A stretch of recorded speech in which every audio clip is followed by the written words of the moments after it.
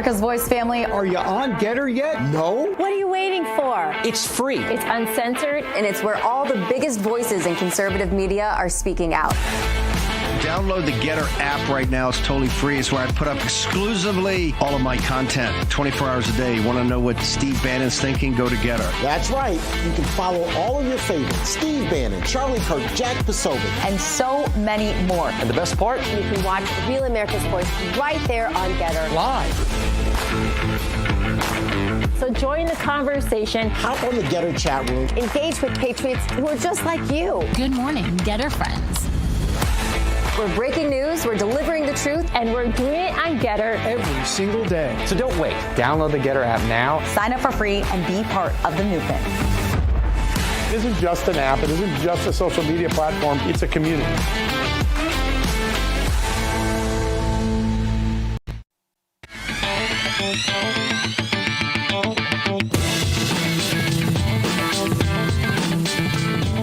Two, one, ignition, and lift off. Go Falcon, go Dragon.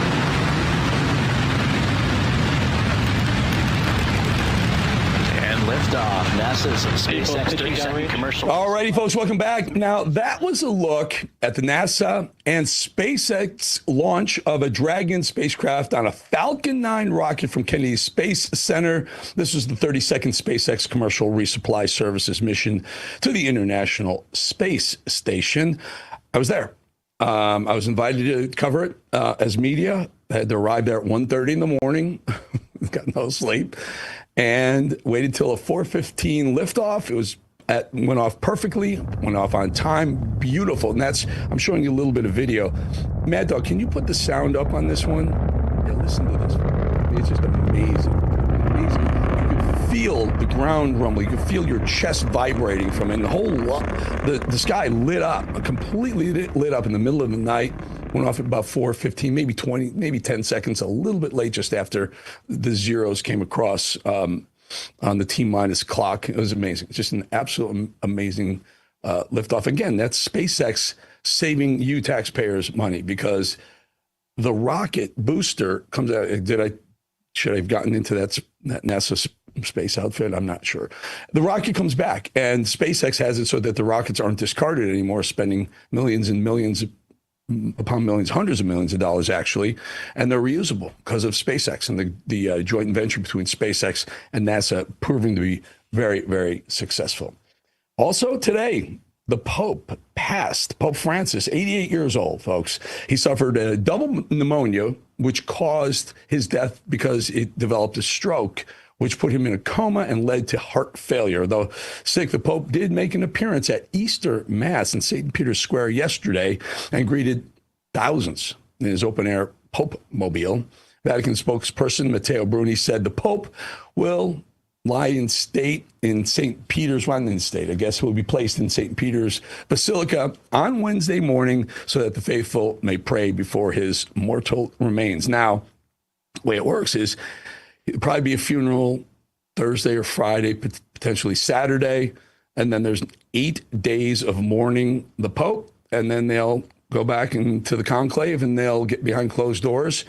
And however long it takes them to decide who the next Pope is, that's how long it'll take. And then you see the white smoke coming out of the Vatican. You know they've decided on a new Pope. So that happened today. Very oddly, just a couple hours after J.D. Vance visited the Pope. So I mean, obviously the left is going crazy calling J.D. Vance the Antichrist, which is obviously not the case. A celebrity died. That's what happened. A Pope died. That's what happened, not because of J.D. Vance. Anyway, just thought I'd put it out there. The other news of the day, look at that. Take a look at these markets, and it's kind of ugly. It's a little bit ugly, folks. The Dow ending 971 points lower. At one point, it was 1,300 points lower. S&P down a bunch, 124. NASDAQ down 415. That was down 700 at one point. And some of the bigger name stocks, and these are the ones that are in your 401ks, they are in my stock trading accounts because they're active. NVIDIA down a ton, $6-7, and ended up down $5. Tesla got destroyed. Tesla was down $14 a share. So again, maybe we'll talk to Bannon about later, but I just have never been on board with these tariffs. I know Trump's got a vision. I hope he's right. I hope for all of our sakes he's right. I just don't get this idea with the tariffs. There are ways to play hardball with other countries on trade. Developing a global trade war, it's not the way I want to do it. Again, 20 years on Wall Street. When government gets involved in markets, they usually screw them up. All right, folks. Jamie Raskin, doing what he does best across the aisle, the Maryland mouthpiece, as we like to call him, joined Jen Psaki to complain about none other than his favorite thing to complain about, Donald Trump, and fearmonger about the president's work by using big words and making tired references to the last century. Listen to Jamie Raskin. Whether threatening or not threatening, but kind of appealing to or focusing public messaging on the leaders who are doing this is part of what you think is effective here, part of what Van Hollen did.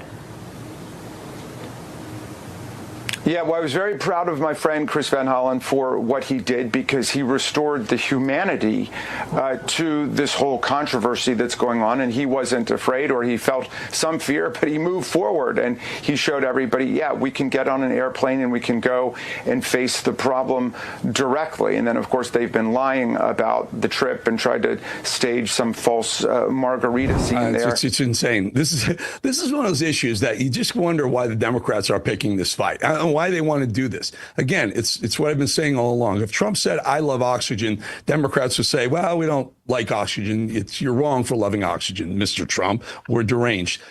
This lunatic, this illegal was in the country. He broke the law, becoming trying to get into the country, trying to become a citizen, getting into the country.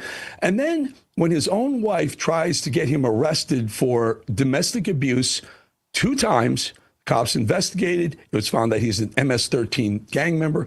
For the Democrats to go, for Chris Van Hollen, the senator from Maryland, to go to El Salvador and have margaritas with this domestic terrorist, they're going to lose. They're going to get smoked. But Raskin, he doesn't get it. Raskin went on to cheer for his pal, Chris Van Hollen, the deranged senator, travel again to El Salvador, in that act of defiance against Trump. It was all about Trump. It wasn't about the guy is a bad guy. They know he's a bad guy.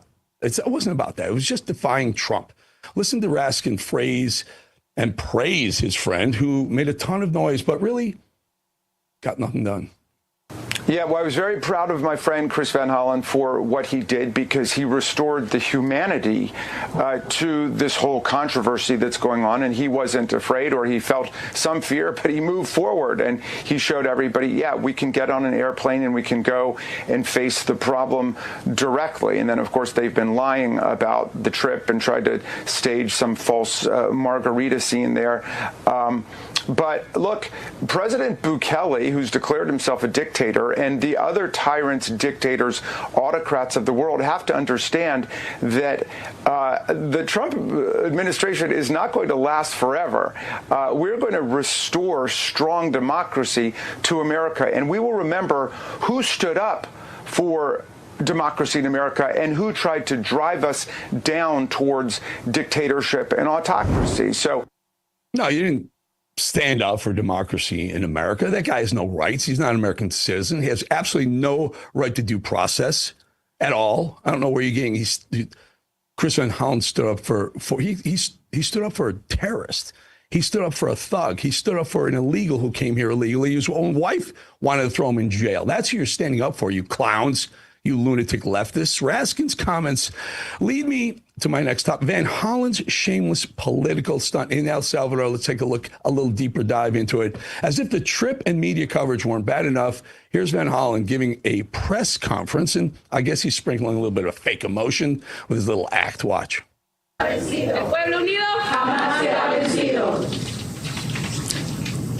It's good to be home.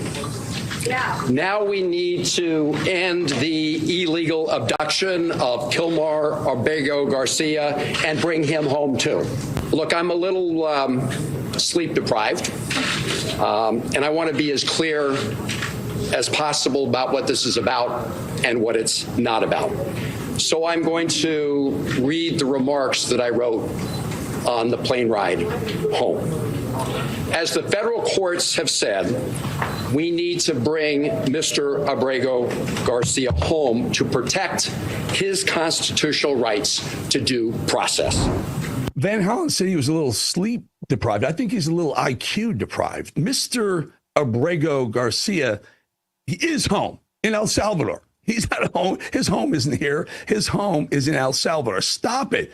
You lefty lunatic losers. You're going to keep losing. Van Hollen landed home, immediately kickstarted a media tour, which should surprise no one. But here he's on ABC, of course, talking about the rights of this deported banger. So what did Abrego Garcia tell you? He told me about the trauma he had been experiencing, both in terms of the abduction and the fact that he was originally sent to CCOT, which is this notorious prison. Yeah, we've seen the He told me images. how much he missed his wife and his kids. He specifically mentioned his 5-year-old boy who has autism because that boy had been in the car with him when U.S. agents had stopped them and handcuffed him and then taken him away. So he described all that, and he told me that he had moved recently to a new prison facility. So those are some of the highlights. Okay. Yeah. Okay. Sure. You're defending a criminal. He broke the law coming here, probably broke a lot of other laws as well. Keep working that. Let's not forget, though. Let's not forget who's funding this little escapade by Van Hollen.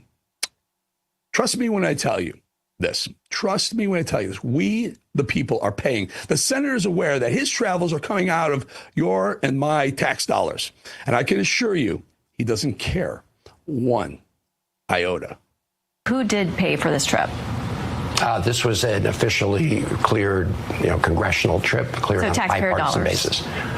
Yes, like every other trip. It's cleared. It's called a CODEL, congressional delegation. It's what they do. It means you and I pay for it, and they can go wherever the hell they want around the world, as long as you're doing official business. Okay, you do official business according to who? We still paid for it. 3/4 of the country are in favor of Trump's deporting illegals. So 3/4 of the country pay for something that they don't agree with. Mad Dog, skip this one, drop down to the next one. I want to talk to the one after. Yeah, by now we know not to trust the mega mainstream media monsters yet.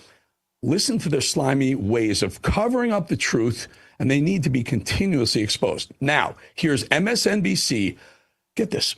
MSNBC cutting away from Trump as he read details about Abrego Garcia's sinister past. Watch. In 2019, Garcia was issued a deportation order.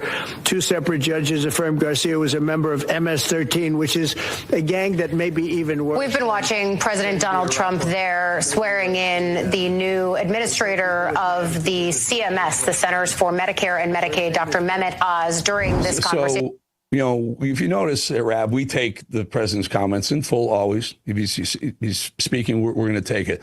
MSNBC just dipped out of the president of the United States. Now, I'll never forget when Neil Cavuto dipped out of the president of the United States.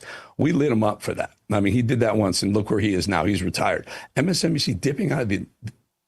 Like him or not, we wouldn't dip out of Joe Biden if he spoke, and we hated everything he said. We couldn't even understand half the things he said, but we didn't dip out. You listen to the president of the United States. If you're on the other side, you listen anyway, because elections have consequences. MSNBC, no wonder you're tanking. CNN, no wonder you're tanking. All right, folks, before we head to break, I want to remind you all about my podcast and YouTube page, which are both updated daily. You can hear this show, of course, but tons and tons of other content uploads. And you can watch it anywhere, anytime. It's free. Be sure to subscribe. You just got to hit subscribe on both YouTube and anywhere you get your podcasts. Don't miss out on unique content. All right, we'll be back in 2.5 minutes.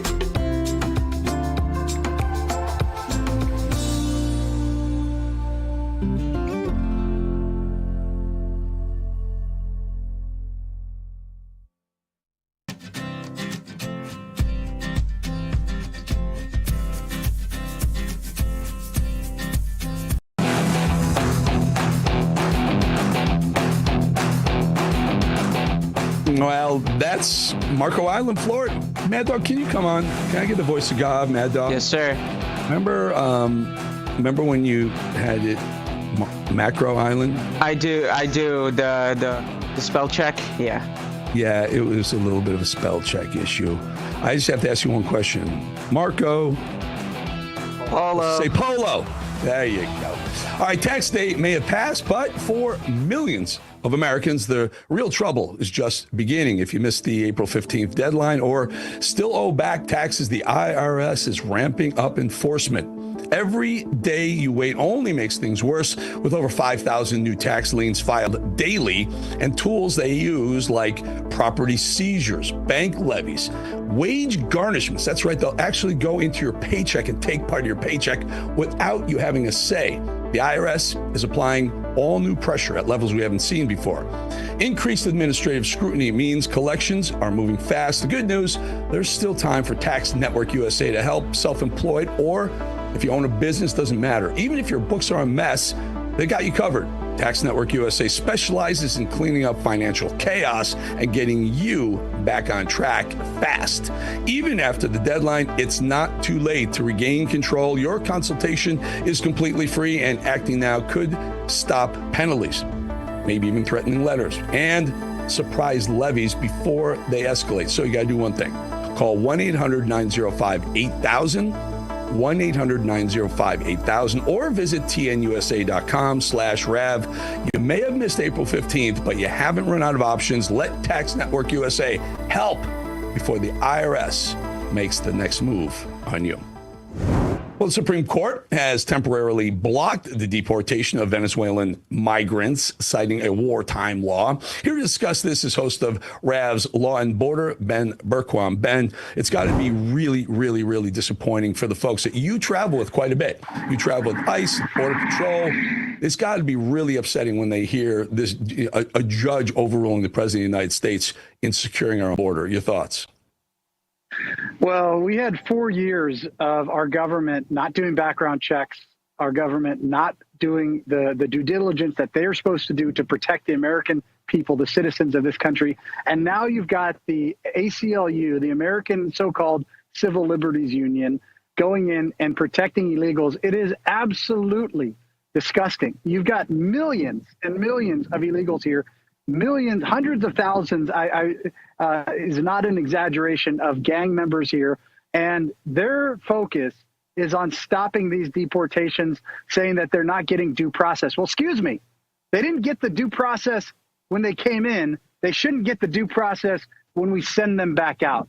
So I really, really hope this is a very short temporary injunction.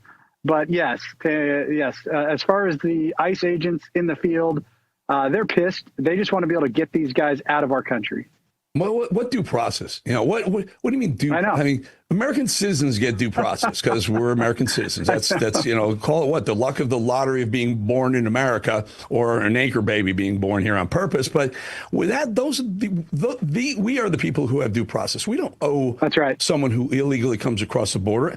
And then this whole idea that, well, now we're seeking asylum. No, you can't cross the border and then decide when you get caught you're seeking asylum. It doesn't work that way. And you explain to the folks the process of asylum seeking. Well, yeah, I mean, this is the whole process involves going to the first safe country outside of your country and applying. As soon as you skip that, so if you're in Venezuela and you go to Colombia and you skip Colombia, you no longer qualify for asylum in America. And then you skip Panama and Costa Rica and Nicaragua. Not that anyone's going to stay in Nicaragua, and Honduras and Guatemala and Mexico. All of that, it annuls your justification for asylum in the United States. Now, that is if we actually had a government under Joe Biden who was following the law, which they clearly weren't. And the irony of all this, you watch and listen to these fake news media broadcasters, you just played them cutting away from President Trump.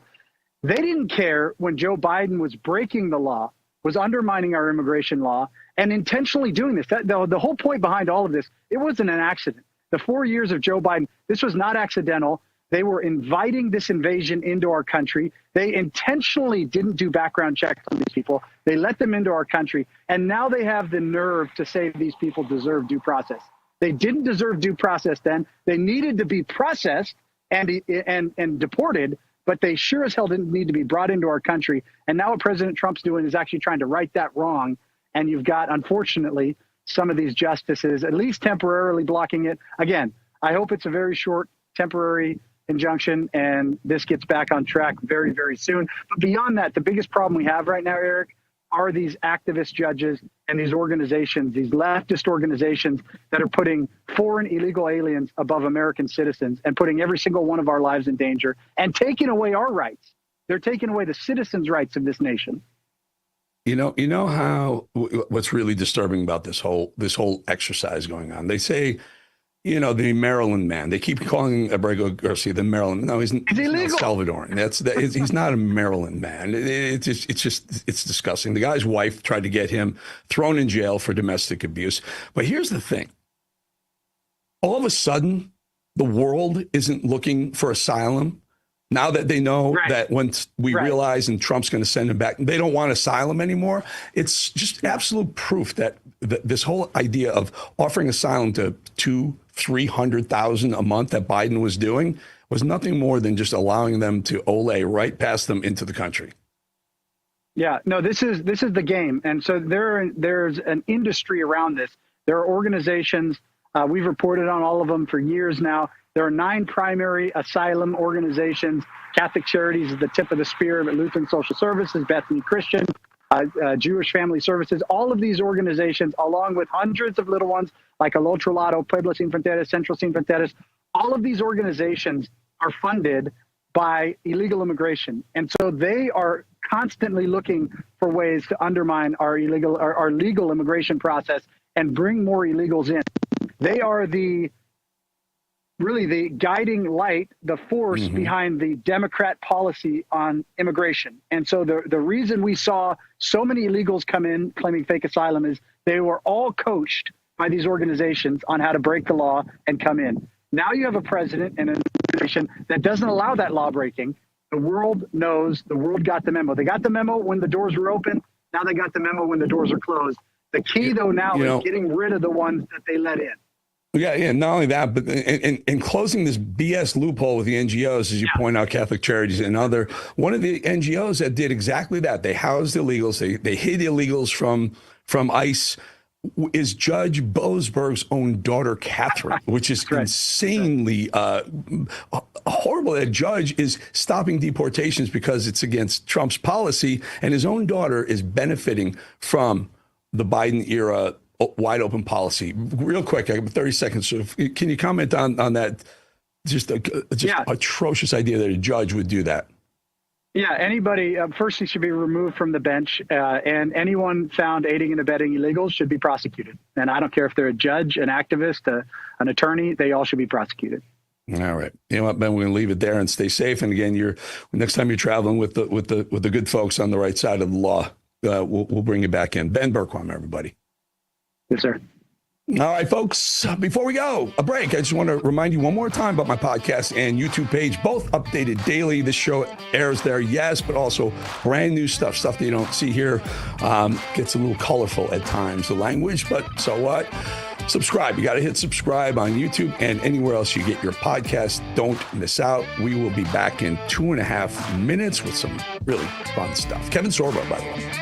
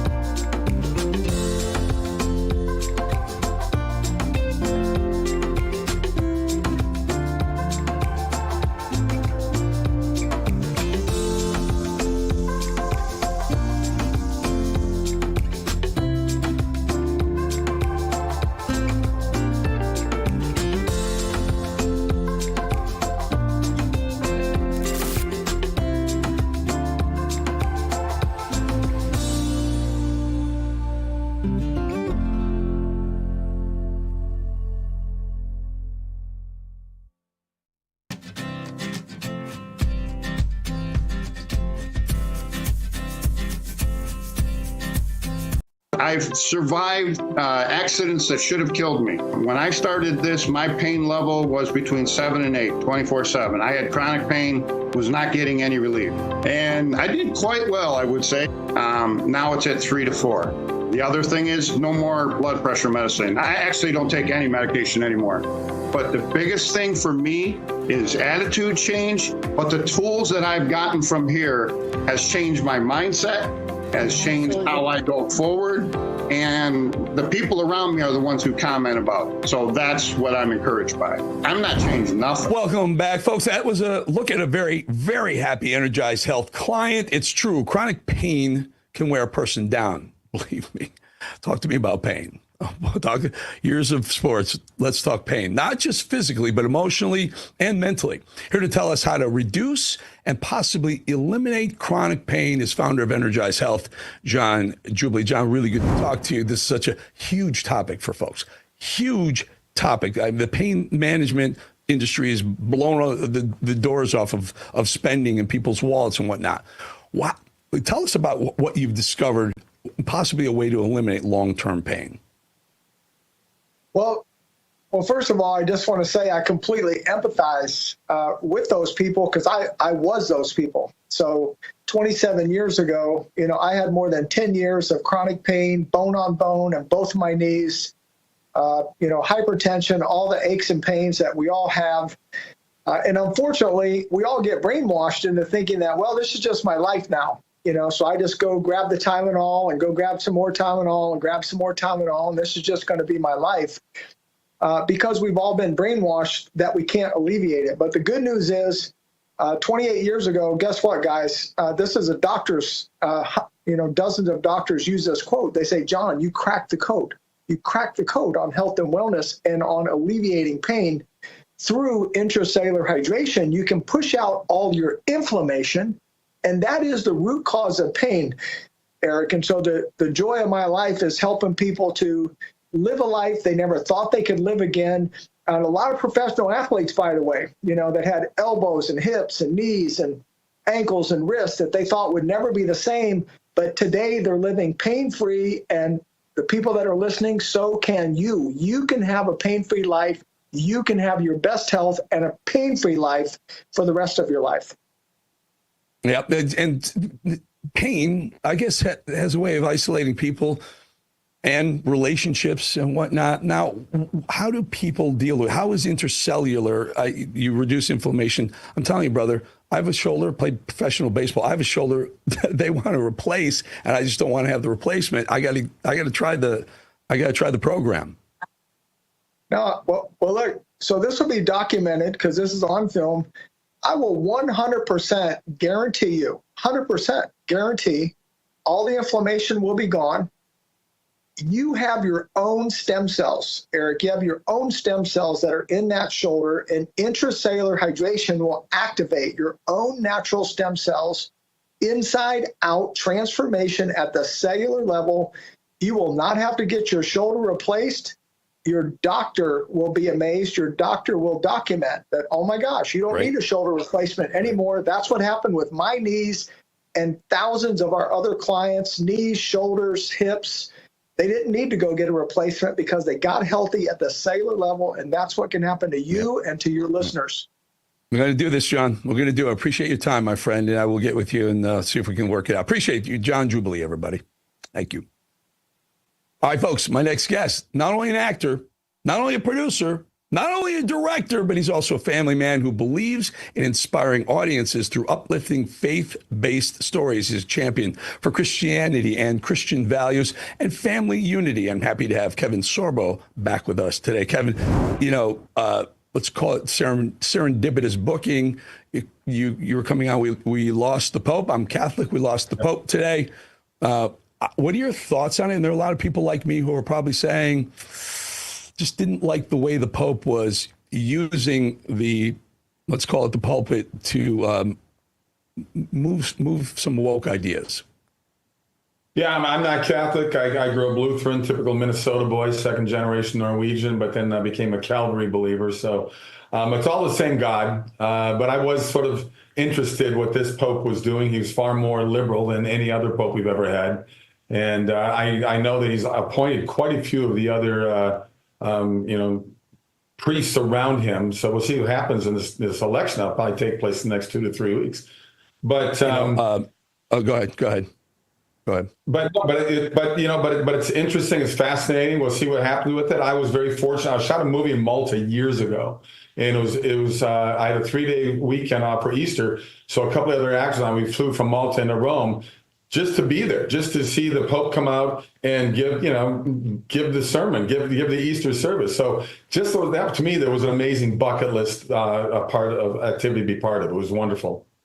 Yeah. So a couple of things. Yesterday he was made an appearance. He didn't do mass at St. Peter's yesterday, but he made an appearance in the Pope Mobile.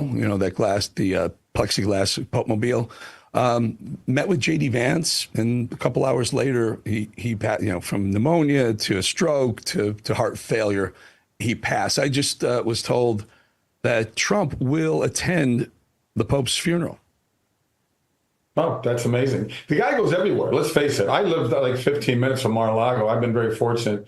I mean, I've known him since 2005 when we golfed together for 3 days. So I get there, invited to Mar-a-Lago out to meet him. And it's amazing that Trump makes the trips that he makes and the things that he does.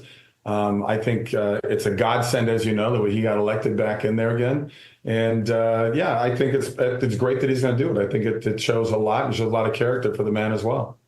Now, Kevin, we talked a little bit about your religious programming, the content you and your wife produced. Tell us this trip. You're taking a trip to Greece. What's this one all about?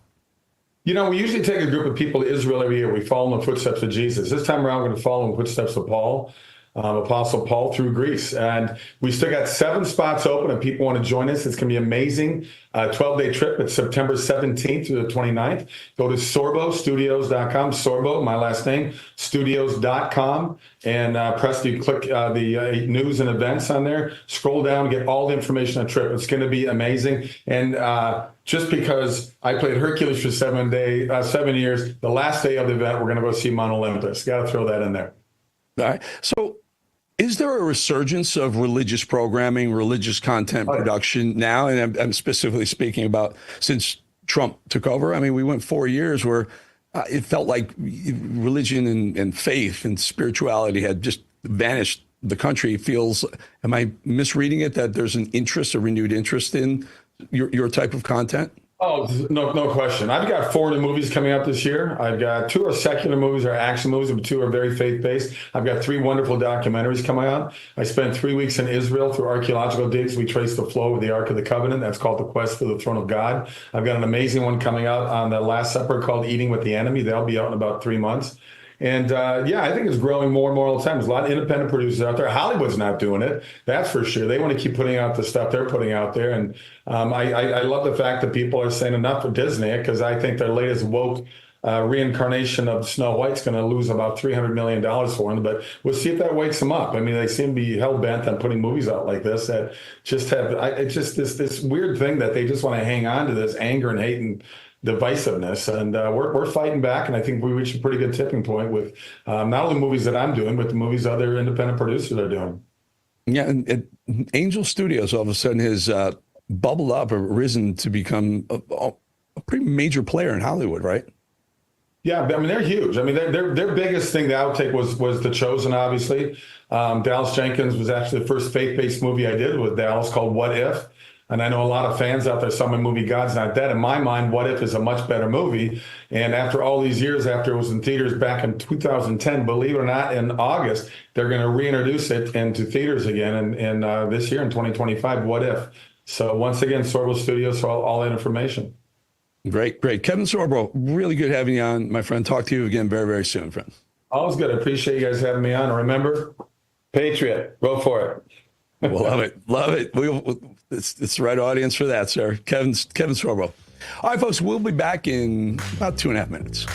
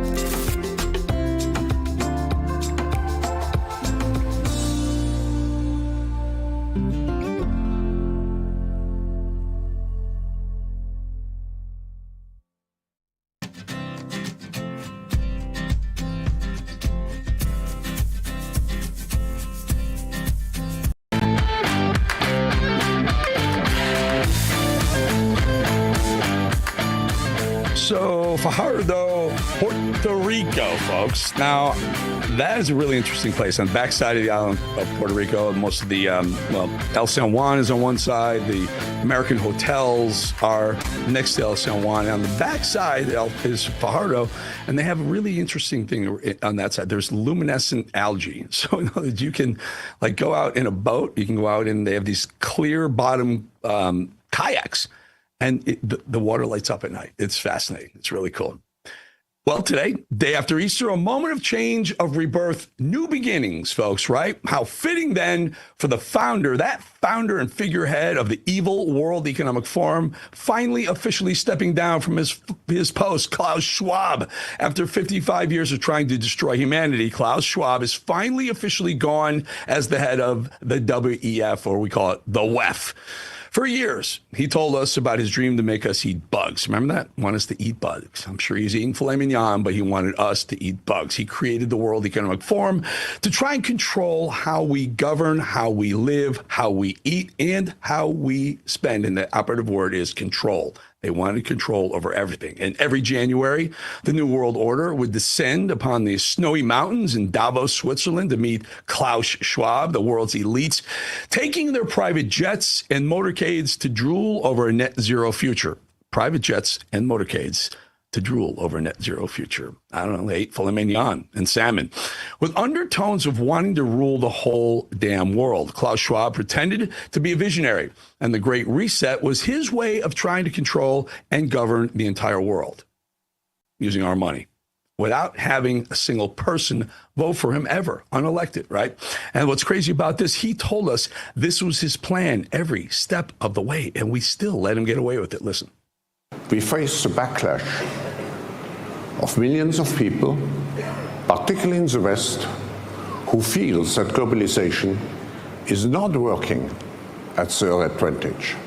And for this reason, what we have seen in the elections in the United States, in the Brexit vote, this anger of people against globalization and against the elites, which they feel have profited from globalization.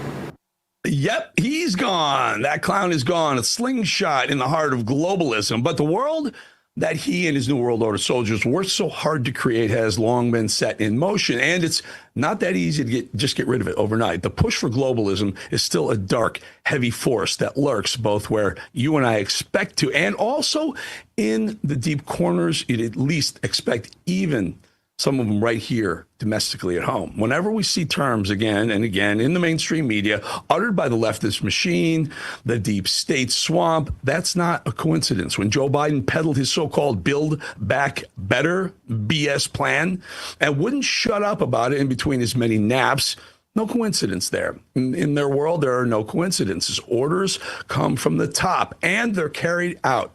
Their New World Order organization from the very top to the very bottom, all levels in between. Listen. It's a very pertinent question to ask, how do we build back better? To build back better or whatever. We have a chance to reset the clock and build back better than before.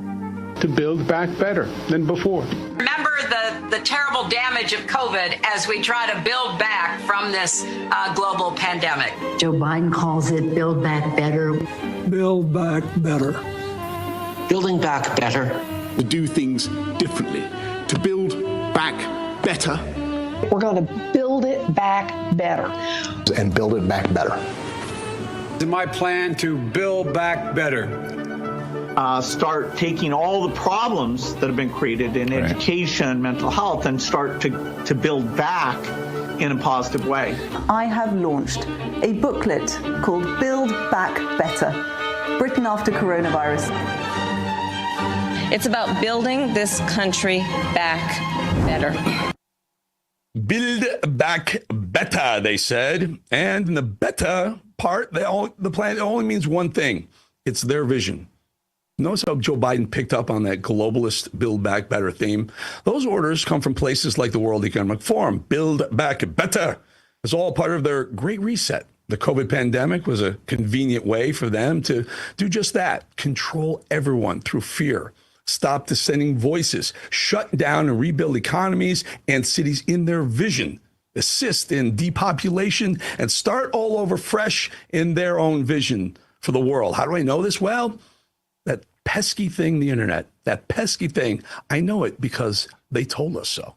Huge change in the mortality rates in developing countries, which then has this effect of reducing population growth. That's this big benefit that then makes everything like education and nutrition a lot easier. So I have very high expectations there. I hope many will follow you. We will facilitate it in any case, because that's the mission of the World Economic Forum. Well, that was way back in 2008 when the New World Order soldier Bill Gates expressed his goal to reduce population growth through his global health program. And Daddy Klaus Schwab nodded along with joy, complicit in that plan. They always say it loudly and proudly because they're unwavering in their mission. They're always telling you their plan, their plan, you see? Climate change, if we do not tackle with it, could be the next big, let's say, virus with much more damaging and long-term consequences compared to COVID-19.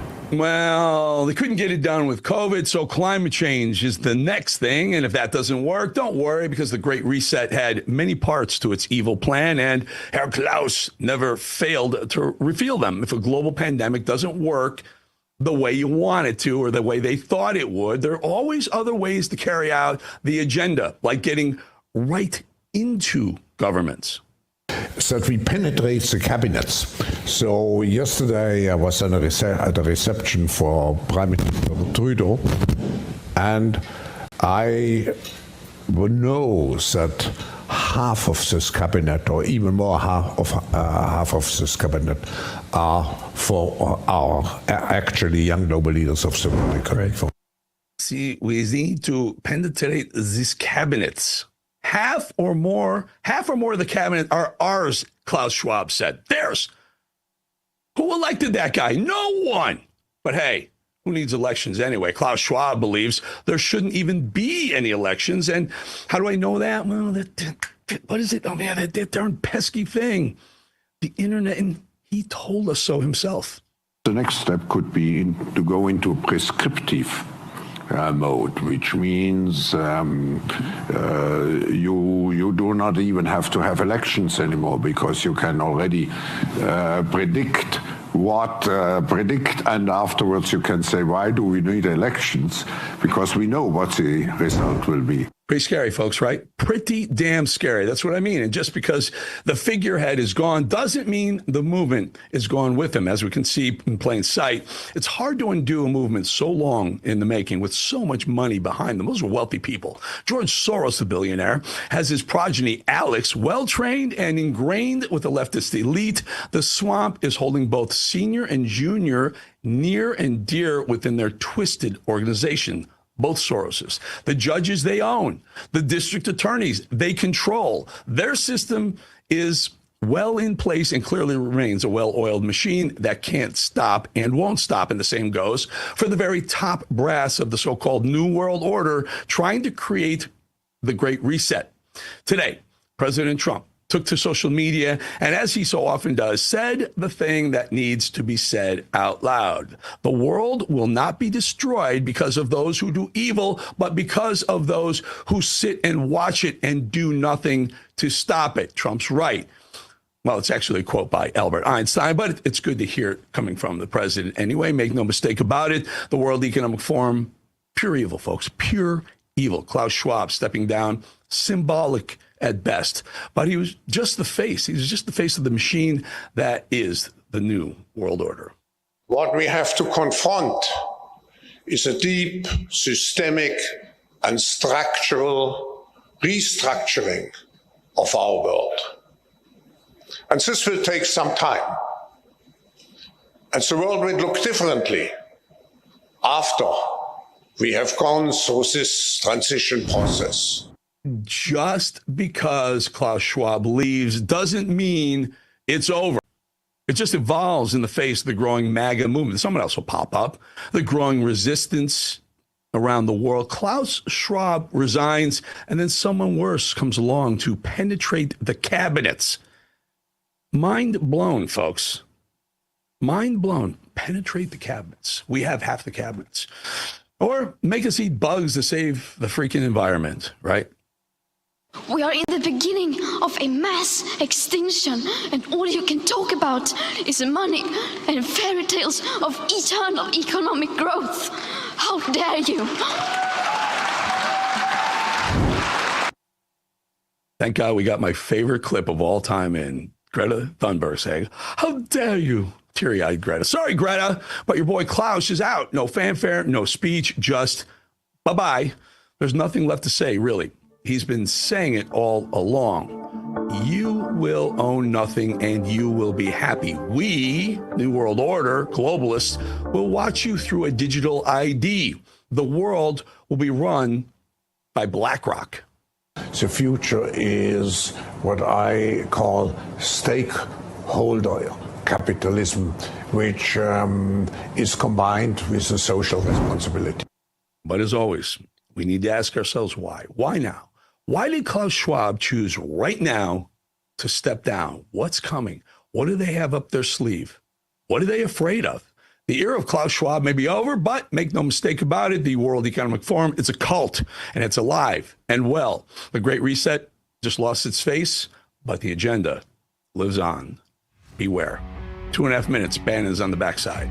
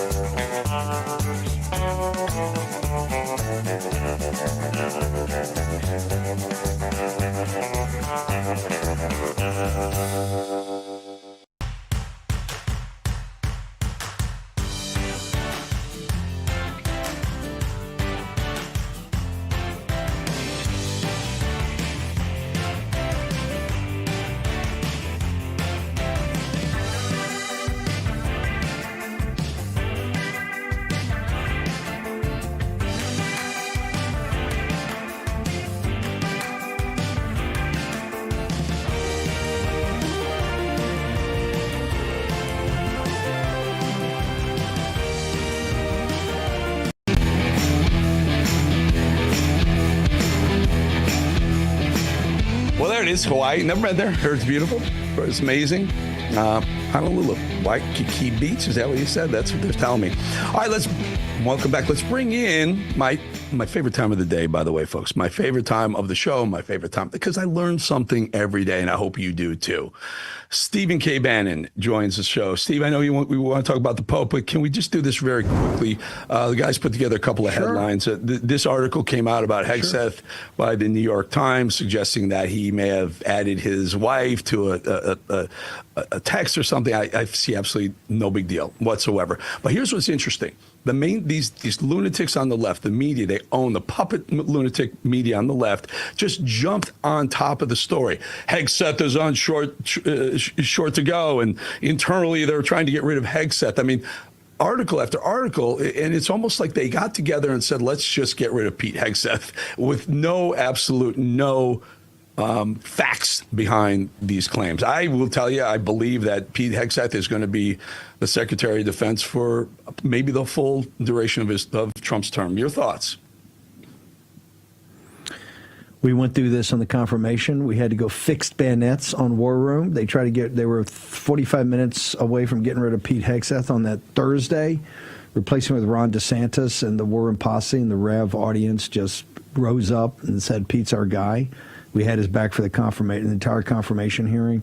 Pete Hegseth has been doing an amazing job. Just ask the Houthis, and I'm no fan of the bombing, but it's been pulled off with just amazing precision. And I remember when we had the very first mission under President Trump that the Pentagon completely botched in the early days of President Trump's first term. So I can appreciate when you have a Secretary of Defense that's on top of things. They're out to get him. They're out to get every Marco they're coming after because of this reorganization of the State Department. Pete Hegseth because he's one of Trump's key guys. Pete's not going anywhere because it's a no-scalps policy. That being said, the question I have for you, brother, is why are we funding NPR? NPR came out with one anonymous source. One anonymous source. One of the number one stories in back of Bergoglio's death is Pete Hegseth. The White House is looking for a replacement based on one anonymous source in the White House. NPR ran with it. I don't know why we're funding NPR, but the White House has already come out and condemned that, says it's a joke. So we're going to talk about it in the show today from 5 to 7. We're going to have to hunker down on Pete. They're coming for him. They're coming for everybody on President Trump's staff. Let me give you an example. Allow me to give you an example. I'm driving over here. I'm in Orlando watching the space launch this morning, and a reporter from a major magazine calls me, and he's like, "Hey, I hear Pete Hegseth is going to be out soon. What are your thoughts?" And I gave him a quote, and I said, "Listen, you guys are nuts." I said, "Pretty evident that Pete Hegseth is doing the job he was hired to do: eliminate DEI from the department, lean hard into the Middle East, dispel DOD hires who don't display America First DNA. Hegseth likely is getting negative reviews from folks inside who've been axed to grind against Trump, or the perception that Hegseth came from Fox and not necessarily a career military background. But none of that matters, because knowing Trump, as long as I have, I can see the confidence Trump has in Hegseth. Read that as Pete ain't going anywhere anytime soon." I hope to God they print it. I think they might not, Steve, because it's too pro-Trump and too pro-Hegseth. Not just pro, it's based on facts. You know Trump and you know Pete. You know both of them very well. And you know their interaction, that Pete, they're coming for Pete hard because they understand that Pete is such a good advisor to the president, and particularly the dangerous things we're up against throughout the world on the military national security side. So they're coming for Hegseth, and they'll make up anything they have to. And you know both men, they're locked in as far as men go, and as far as Hegseth being a great advisor to President Trump, that doesn't matter. You know that, Eric. I tell you what, is that supposed to print tomorrow? Because I'd love to see if that quote's not in there. Tomorrow on the handoff, we ought to go ballistic, because it shows you the deck is stacked against Pete Hegseth. Yeah, whenever that article drops, if it doesn't contain that quote, I will absolutely we will do that. Quickly, the Pope. You want to weigh in on the Pope, Steve? Well, the president. We're going to start. President has announced he's going to go to the funeral to pay respects. I'm not a huge fan of that, but I know the president respects the institution, and that's why the president is going. So we're going to talk a lot about that and other things today. Bond market's bouncing around there. Eric Bowling, what do you got to say about that? Stephen K. Bannon, it's been a rough guy. I just don't like these tariffs. I don't like the idea of it. I think there are ways that Trump can lean on other countries to negotiate tariffs lower without actually, creating what could be, and this is being perceived as a potential mass recession. If you put a damper on the supply chain, you're going to raise prices. If prices go up, you risk, worse than a recession, which would be stagflation, which would be inflation with lower employment. I just fear it. I fear it a lot, Stephen. I hope he comes and announces Japan and maybe that would be the impetus to get China on board to announce a deal. So, yeah, that's where I am. I think they got a couple in East Asia. Anyway, Eric Bolling, thank you so much for doing the handover today. Appreciate you, sir, as always. I'll see you tomorrow, brother. See you. Great Eric Bolling knows President Trump incredibly well and is a buddy of Pete Hegseth. We're going to get to more of the Pete Hegseth a little later in the show. We got a great cold open to try to encapsulate what has been not your typical Easter Monday. This is not, we thought we were going to be this morning at the Easter egg roll and then come back to it in the afternoon. That is not the case. Let's go ahead and start the cold open. Natalie G. Winters on the other side. And I just want to give a special thank you to our great First Lady who organized this entire event. She worked very, very hard on it. She worked very hard. I said, what are you doing? She said, I'm working on the egg roll. I said, that sounds like a lot of fun. And we're going to have a lot of fun in just a couple of minutes. But what a big surprise that a bunch of a few leakers get fired and suddenly a bunch of hit pieces come out from the same media that peddled the Russia hoax. Won't give back their Pulitzers. They got Pulitzers for a bunch of lies. Pulitzers for a bunch of lies and on hoaxes time and time and time again. And as they peddle those lies, no one ever calls them on it. See, this is what the media does. They take anonymous sources from disgruntled former employees, and then they try to slash and burn people and ruin their reputations. Not going to work with me, because we're changing the Defense Department, putting the Pentagon back in the hands of warfighters, and anonymous smears from disgruntled former employees on old news doesn't matter. So I'm happy to be here at the Easter egg roll with my dad and my kids, because, this is what we're doing it for. These kids right here. This is why we're fighting the fake news media. This is why we're fighting slash and burn Democrats. This is why we're fighting hoaxsters. This group, this group right here, full of hoaxsters that peddle anonymous sources from leakers with axes to grind, and then you put it all together as if it's some news story. And when we know it, we know exactly what it is. I mean, I hear they're doing that whole thing again. Here we go again. Just a waste of time. He is doing a great job. Why do you still have confidence? Because he's doing a great job. Ask the Houthis how he's doing. Ask the Houthis how much dysfunction they have. There's none. Pete's doing a great job. Everybody's happy with him. We have the highest recruitment numbers I think we've had in 28 years. No, he's doing a great job. It's just fake news. They just bring up stories. I guess it sounds like disgruntled employees. He was put there to get rid of a lot of bad people, and that's what he's doing. So you don't always have friends when you do that. Right now, the press secretary to President Trump is saying that he is sticking by Secretary Hegseth. At the same time, we've heard Democrats call for him to be fired or resign. And now we're hearing from Republican Congressman Don Bacon, the first Republican member of Congress, calling for him to step aside. The market's reacting to Donald Trump's ongoing onslaught of personal attacks and smears on Federal Reserve Chair Jerome Powell. All three major stock indices experiencing major losses today. The Dow Jones down more than 900 points. The cause? The dangerous one-man game of chicken that Donald Trump is playing with the job of the Federal Reserve Chair Jerome Powell. Shortly after markets opened today, Donald Trump called on Powell to cut interest rates and called him a, quote, major loser, end quote. That smear came on the heels of Kevin Hassett, Donald Trump's director for the National Economic Council, telling reporters on Friday while markets were closed that the Trump administration is looking at possible ways to fire Jerome Powell. Powell has said in public on camera that he cannot be fired by Donald Trump. He has said that publicly. But the ongoing attacks and this direct attack on the institution that undergirds the entire American and, by extension, world economies, the institution that investors here and around the world look to and trust, is leading to fears of a deepening economic crisis. New York Times reports this, quote, the U.S. dollar continued its slide against nearly every other major currency. It fell about 1% against the euro on Monday to the lowest in more than 3 years. The dollar also fell against the Japanese yen to its lowest level since September.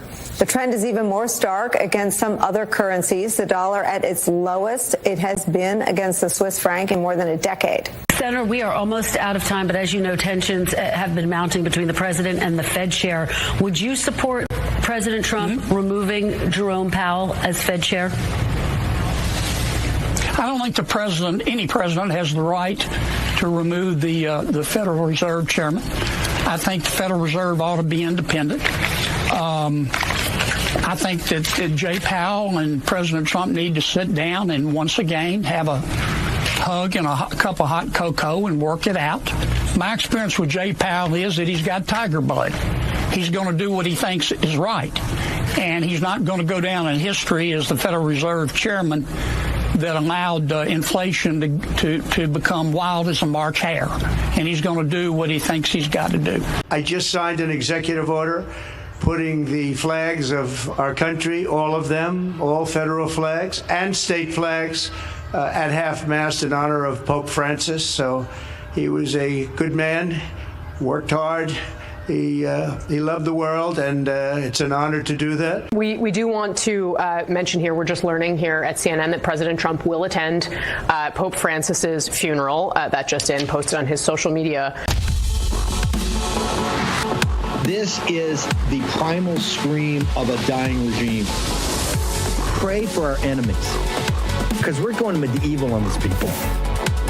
You're not got a free shot on all these networks lying about the people. The people have had a belly full of it. I know you don't like hearing that. I know you try to do everything in the world to stop that, but you're not going to stop it. It's going to happen. And where do people like that go to share the big lie?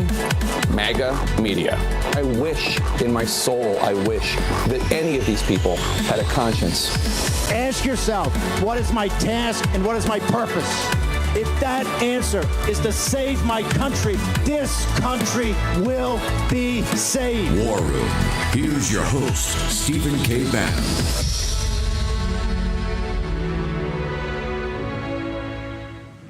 It's Monday, 21 April, year of our Lord 2025.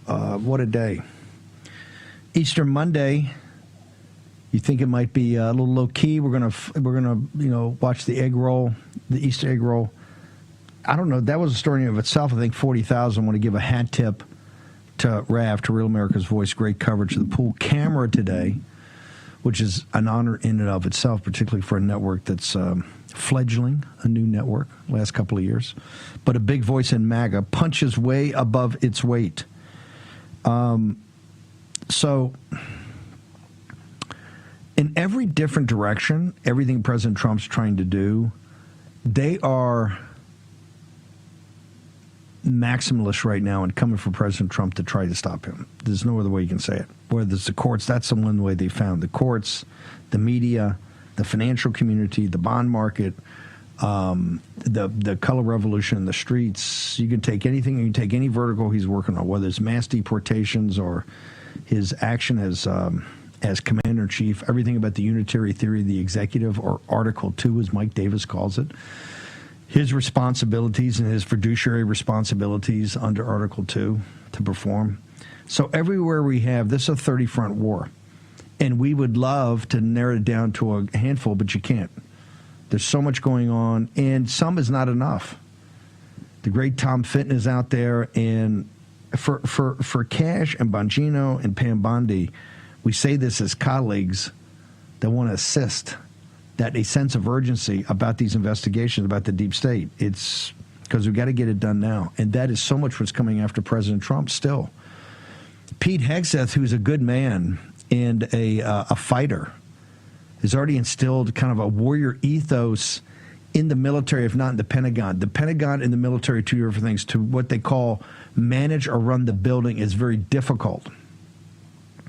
I could tell this, not just my time with President Trump in this city to try to get some semblance of rationality in the defense budget, but in the years I worked in the Pentagon, for, I don't know, 3.5 years, 4 years, when I came off of sea duty as a special assistant to the Chief of Naval Operations, I got to see it at the highest level as a junior officer because I was working with the guys that ran the Navy at the time, and you could tell.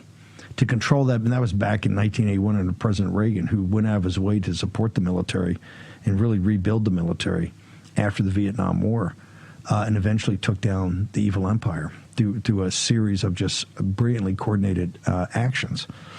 In fact, the first film when I really got into filmmaking, In the Face of Evil, was off of Peter Schweitzer's book, Reagan's War, which really told about how he took down the evil empire. And it was quite sophisticated and quite brilliant. And it took a ton of a steel spine and a lot of thought, and to be very smart. President Trump, the deep state is coming from President Trump like nobody's business. This is one of the reasons we're going to have John Yep on later. Mike Davis is going to join us about the Supreme Court, about this kind of judicial insurrection, and Justice Alito giving us a heads up about exactly what's going on. John Yep from Concerned Catholics, Catholic Vote, is going to be with us to talk about this situation. President Trump has announced he's going to go to the funeral. Flags are at half-staff. President Trump respects the institution, said some nice words there about Pope Francis. Clearly, the War Room does not share those feelings about Francis. We think, in fact, the exact opposite. We'll drill down more on that as the show goes on. And Natalie Winters. Natalie, how was your egg roll today, ma'am? Well, like I said earlier this morning, it was fantastic because there were no transgenders taking their shirts off, and we actually celebrated Easter and not Transgender Day of Remembrance, whatever the heck that is. But certainly a hat tip to the White House. Just a wonderfully executed event. And I'll say this, Steve, I know we hear that everybody hates Pete Hegseth and that, everyone doesn't have any confidence in him.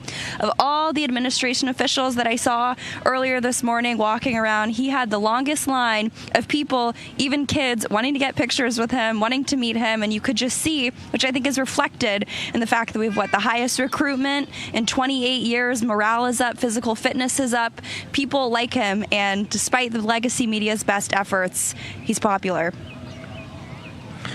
No. Natalie, you've seen, I want to get to this, you wrote an amazing op-ed piece over in the Daily Caller. I want everybody to see it, and if Grace and Mo, and make sure we want to push this out hard. Before I get to that, I do want to stick on this Pete Hegseth for a second, because it's the deep state. It's everywhere. It's everywhere. Marco Rubio is getting lit up over the weekend over the State Department. Why?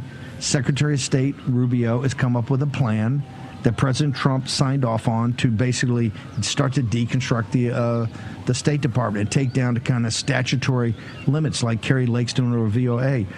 They so hate it, they did the old thing. They went back to an EO that was kind of in draft form a while ago, and they leaked it to the New York Times. Lead story all day.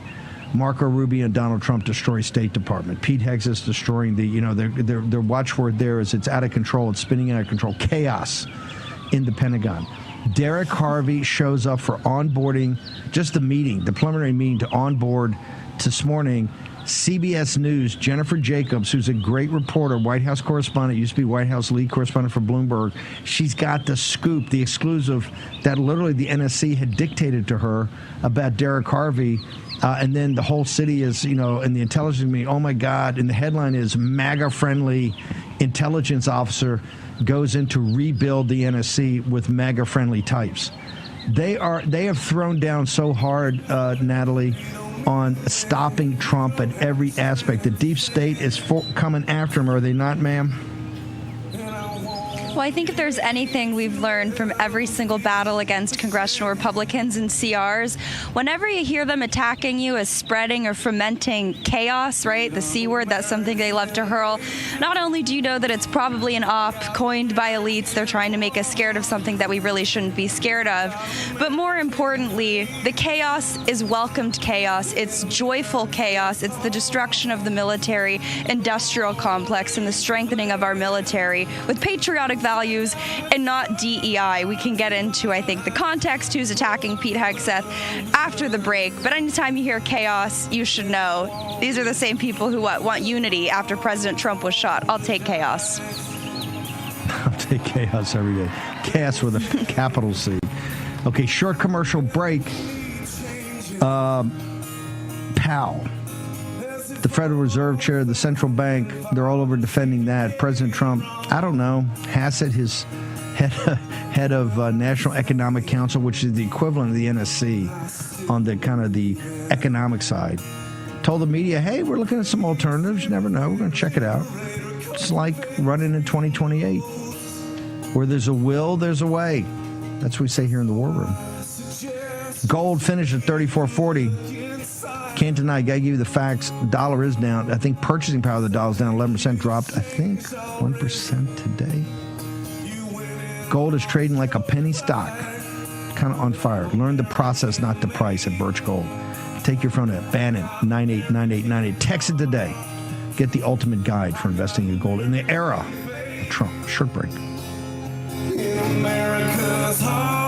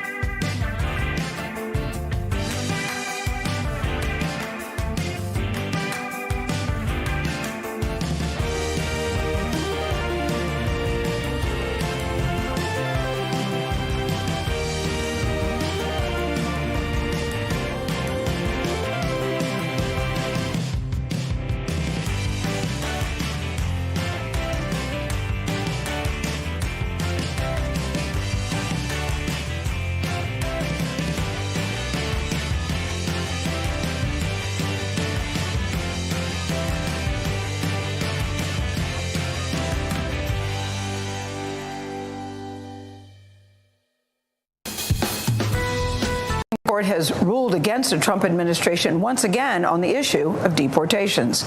Now, this case centered on a group of Venezuelan men being held in Texas. The White House wants to deport them without due process, but the court temporarily blocked that in an apparent 7-2 decision. Scott McFarland is outside the Supreme Court with the latest. Scott, good morning to you. What can you tell us? Yeah, Gail, for now, the High Court has halted more of these Alien Enemies Act deportations, but it's unclear how long that halt's going to last. But it is clear the Trump administration is welcoming this fight. The Trump administration is asking the Supreme Court to roll back its decision temporarily blocking the deportation of Venezuelan migrants being held in Texas. The High Court's order came in the early hours Saturday after the ACLU said the migrants got this paper saying you've been determined to be an alien enemy subject to apprehension, restraint, and removal from the United States. But Justices Clarence Thomas and Sam Alito dissented from the majority. Alito writing, the court issued unprecedented and legally questionable relief. Among those deported last month using the Alien Enemies Act was Kilmar Abrego Garcia, who was mistakenly put on the flight despite having protected status.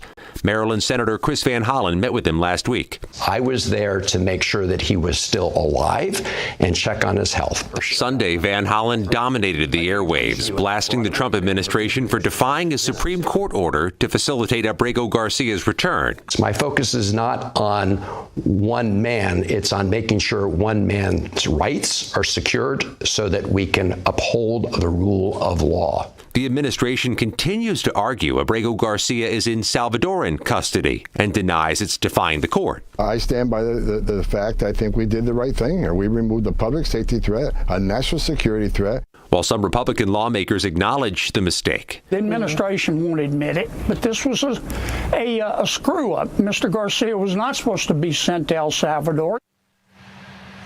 A surprise over the weekend, Senator Van Hollen revealed before the Trump administration did, Abrego Garcia has been transferred from that terror prison to a nearby detention facility in El Salvador. But Tony, the administration says even if released back into U.S. custody, Abrego Garcia is not coming back to the U.S.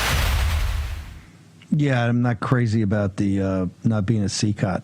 You're either there or you're not there. Mike Davis, tons of false information there. Here's my concern, Davis, and you called this with Judge Thomas and or Justice Thomas and Alito.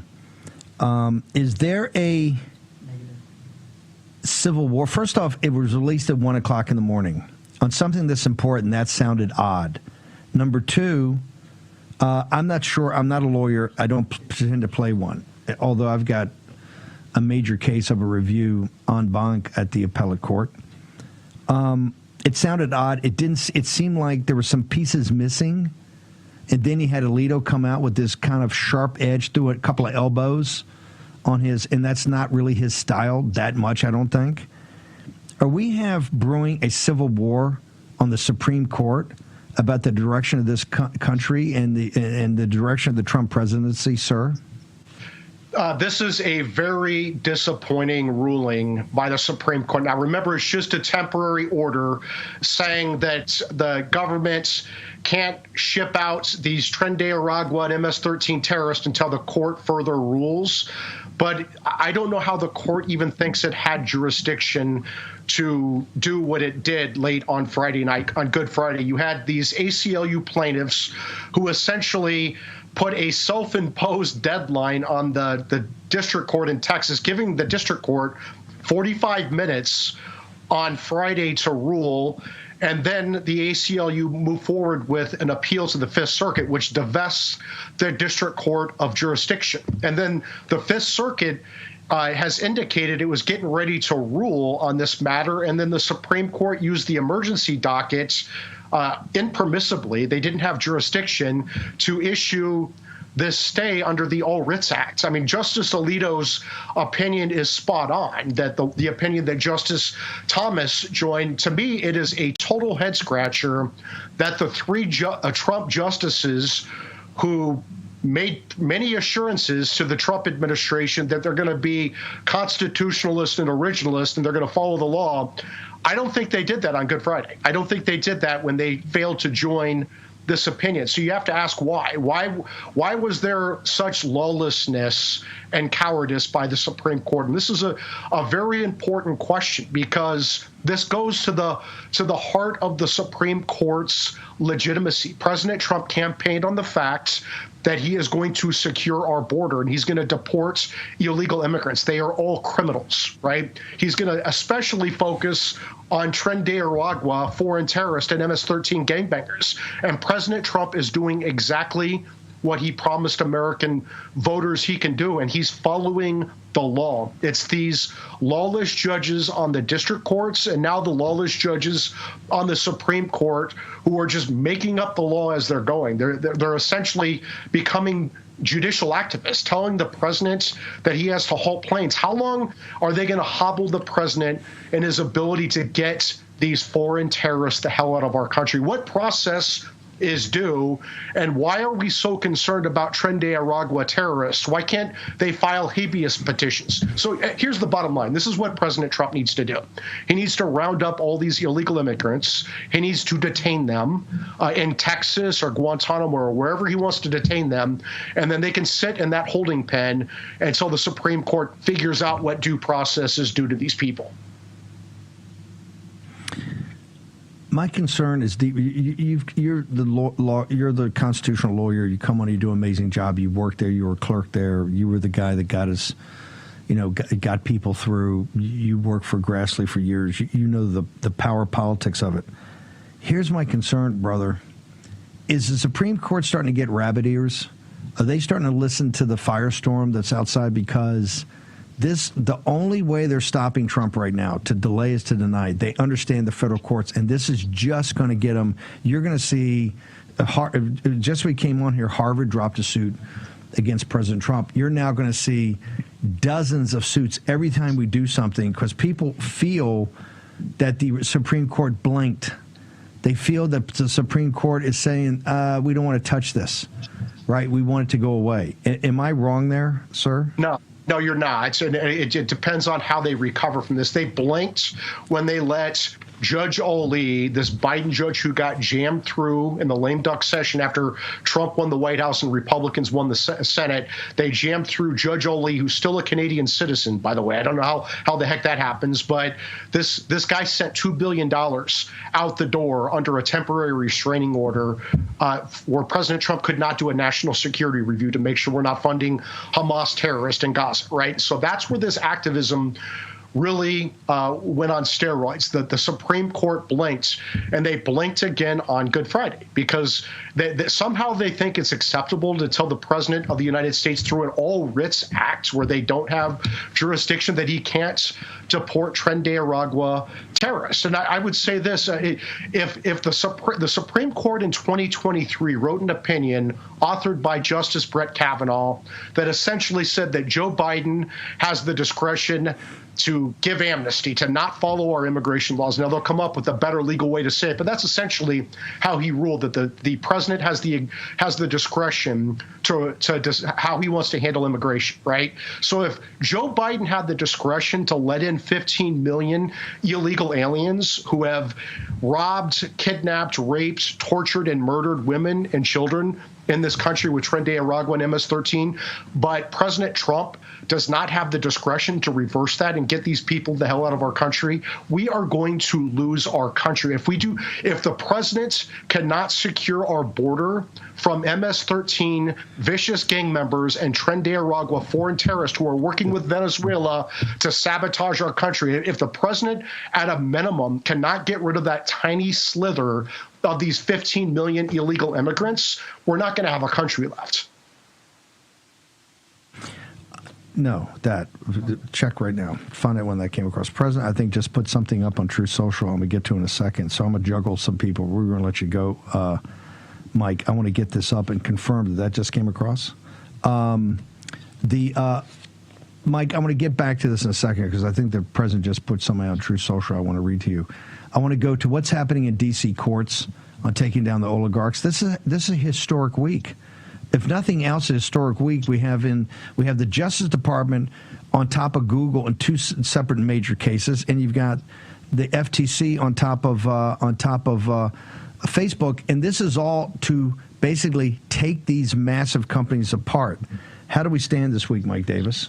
Look, President Trump started this antitrust law enforcement against these big tech platforms in his first term. He saw that these big tech platforms, Google, Amazon, Facebook, and Apple, have gatekeeping power over information and commerce. They've abused it in the past. You cannot have monopolists on the free market. They are the cancers on the free market. So he brought the Google lawsuits. He started the investigations. He brought the Google search lawsuit, which the Biden Justice Department, to its credit, continued and won.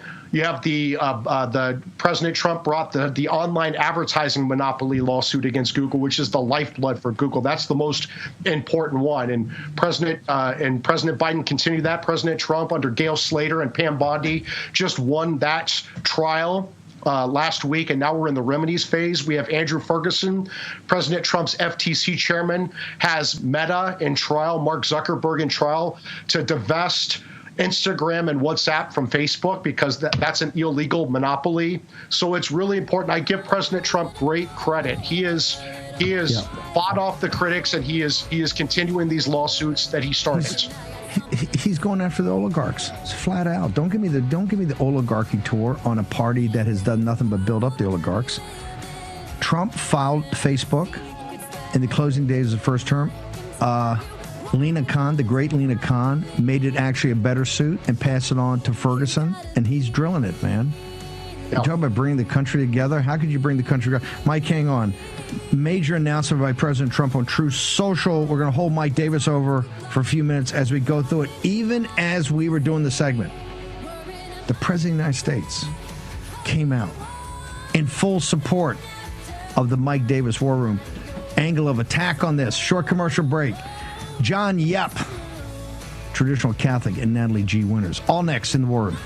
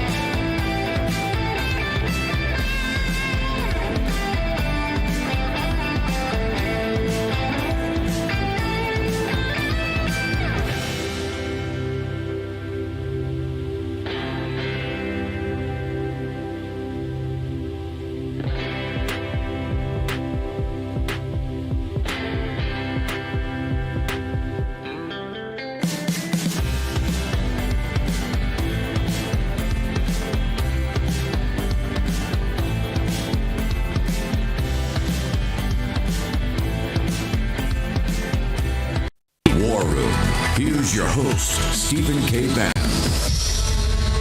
Okay, as we were doing that segment with the Viceroy, Mike Davis, President Trump put up a Truth Social post as we were speaking, and I'm going to quote for it. "I'm doing what I was elected to do, remove criminals from our country, but the courts don't seem to want me to do that. My team is fantastic, doing an incredible job. However, they are being stymied at every turn by even the U.S. Supreme Court, which I have such great respect for, but which seemingly doesn't want me to send violent criminals and terrorists back to Venezuela or any other country for that matter, people that came here illegally. The courts are intimidated by the radical left who are playing the ref." That's in quotes. Great Supreme Court Justice Samuel Alito correctly wants to dissolve the pause on the deportations. He is right on this. If we don't get these criminals out of our country, we are not going to have a country any longer. We cannot give everyone a trial because to do so would take, without exaggeration, 200 years. We would need hundreds of thousands of trials for the hundreds of thousands of illegals we are sending out of the country. Such a thing is not possible to do. What a ridiculous situation we are in. Make America great again. Mike Davis, the Viceroy, your thoughts, sir?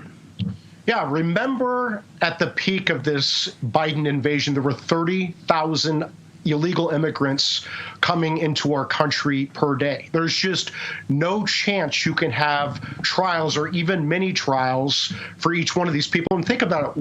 Why would you need a trial? The president has a constitutional duty to repel a sudden invasion as the commander in chief. And that is exactly what's happening here. This is an invasion of America. This is an illegal invasion of America. And this idea that you can have this invading army of MS-13 terrorists and Tren de Aragua terrorists, and the president has to go through a district court proceeding to get them the hell out of our country. That's just not how our Constitution is supposed to work. That, as Justice Alito correctly pointed out in his statements about the court's ruling on Friday, this is lawless what the Supreme Court is doing. It's also dangerous. Wow. They are sabotaging the president's ability to protect our country. Let me ask you, because you know these people personally, when someone that reveres the institution of the Supreme Court and the law has given so much of his life to the Supreme Court, calls it the decision lawless, how big a deal is that, sir? It's absolutely lawless, and I stand by what I said. It's lawless, and it's also cowardice, in addition to being dangerous. There is no way that the Supreme Court had jurisdiction on Friday night to issue the order that it did. The district court had not ruled. The ACLU only gave the district court 45 minutes to rule, as if the ACLU's running the court, not the judge. This is on Good Friday. The Fifth Circuit had not ruled. They're using the All Writs Act at the Supreme Court, which is not applicable here, and there's no reason why the Supreme Court. This is what I want to say to these judges, these justices, and I've said this to them many times. Judges wear robes, not capes. It is their job to decide cases and controversies of the parties properly before them with redressable claims. That is their Article 3 standing. They are not superheroes who fly around the country and write what they think is a wrong. That is not their job as a judge. They have a more modest but crucial job as a judge, and it's not to be a superhero, no matter how delusional they think they are. Mike Davis, where do people go for Article 3? Because they need to go to Article 3, get engaged, because we need to get up and get our voice into the House and to the Senate to let folks know exactly where we are in these issues, sir. Yeah, and just one last point. I hope the Supreme Court justices understand this is the last chance to save our country. If we do not get these illegal immigrants out of our country, we're not going to have a country left to save. And you can go to Article3Project.org, article number 3project.org. You can donate there, follow us on social media, and take action.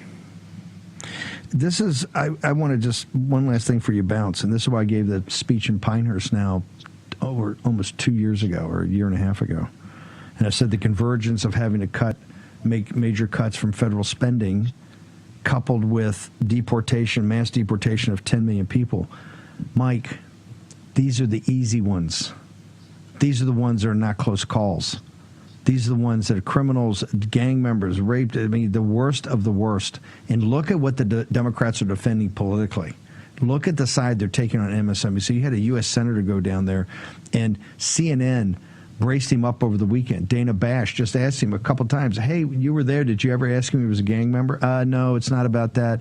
And then he gives some long-winded answer on due process, and she comes back, she goes, yeah, I understand that, but did you actually ask him if he was a member of MS-13?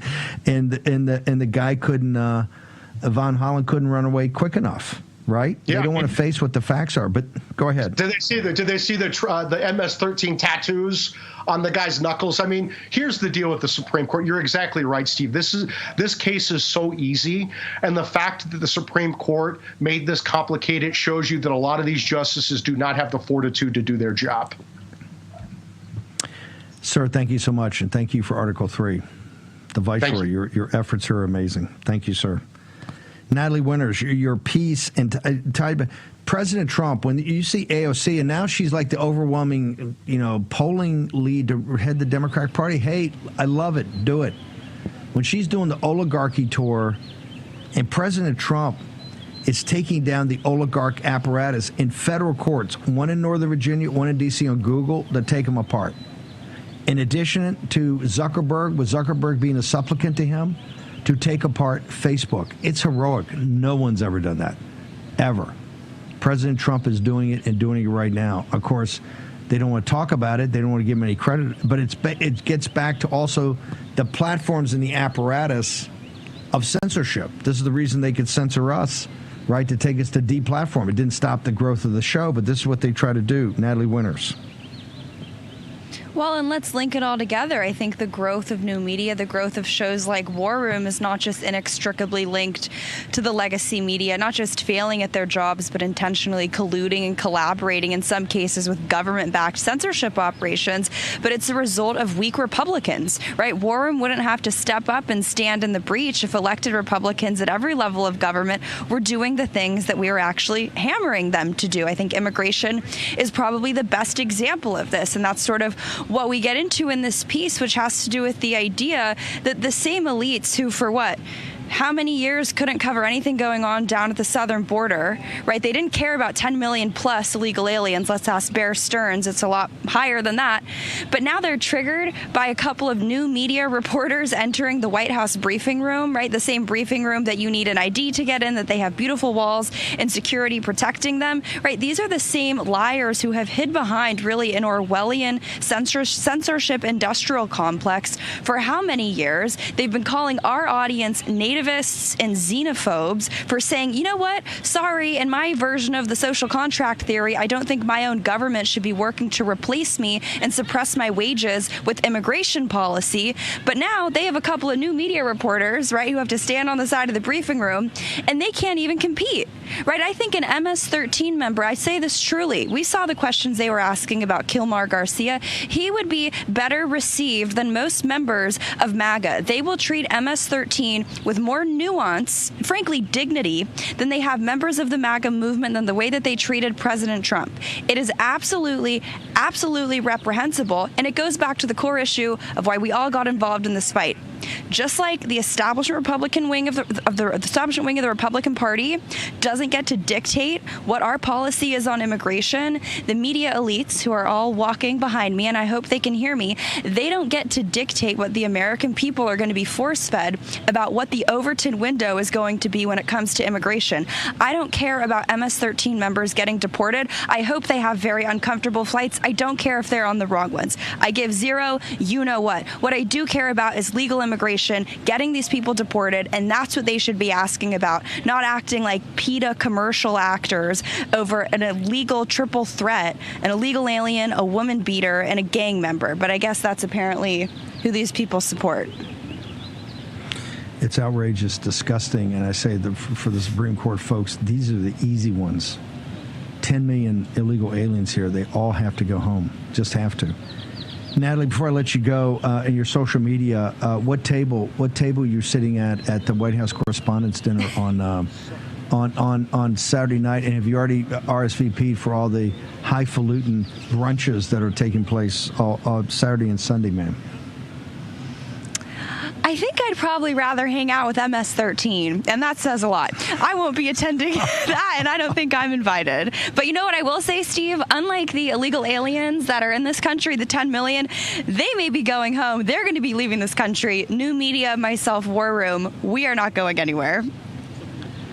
Natalie G. Winters, where they go to get this great piece you put up on Daily Caller? I want everybody to read it. Where they go? You can go to my Twitter, get the link, Natalie G. Winters. Thank you, as always, for having me. Yep, and I want to thank the Daily Caller. It's an amazing piece. If Grace and Mo can push it, I want everybody to read this. Natalie, thank you so much. Appreciate you. It's supposed to be a slow news day today. We're going to do the egg roll.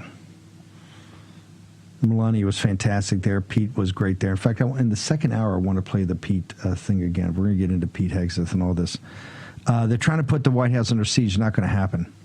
John Yep, you run one of the more traditional conservative Catholic organizations. We've got a couple of minutes here, and I'm going to hold you through the break. Your assessment of particularly the response of the traditional Catholic community to not simply the death of Bergoglio, but also the upcoming conclave, sir? I'm flashing a warning light right now because the most dangerous thing, we have three options essentially for the next pope. Option one, we get a good guy, great guy, amazing, like Leo the 13th, right? Could be Cardinal Burke. Second option, that's the worst. Hold it. Stop.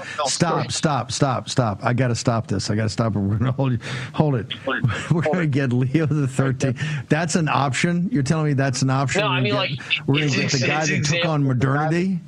What? No. So we would see him in a person like Cardinal Raymond Burke, right? So that'd be like the best option, perhaps, Cardinal Burke or Cardinal Sarah, right? Like that's what we're all dreaming for, obviously, right? Probably not going to happen. Yes. The second option kind of thing and scenario is you have the absolute worst, like a Cardinal Parolin, right? Secretary of State who orchestrated the China deal. But my point is the worst of the three option would be to get what appears to be just a moderate, someone who's just going to treat us nicely and kick us in the corner, behave. That, I'm telling you, that is the danger light that needs to be flashing through every, traditional or real Catholic around the world, because it will lull us back to sleep. That's the problem. Hang on, I'm holding you through the break. I want everybody to know I did not get a chance to talk to Yep before he came on. I think the world of these guys and their institution, but that's exactly the warning I was trying to give today to Liz Yore and to Posobiec and to Ben Harnwell. It's not that we have to represent in a show and force. We're actually putting together a team that's going to cover this wall to wall from the Vatican and around the country. But John Yep just nailed it right there. The danger here for traditional Catholics is to be lulled into something where they have a moderate or this guy's centrist or kind of right, and you just get put in a corner. Right now, the traditional side of the Catholic Church is on fire. I mean, the growth, the young people, the priests coming into it, both the Latin Mass and other traditional Catholic groups are really taking a stand. They've taken a stand in the last couple of years, and people have seen in that fight for their religion and their church are rallying around it. The worst thing that can happen right now is lose that momentum, lose that fight, lose that dedication, lose the sense of urgency and your agency. You can't lose it. John Yep's going to join us on the other side. Short commercial break. We're going to be back in the war room in just a moment.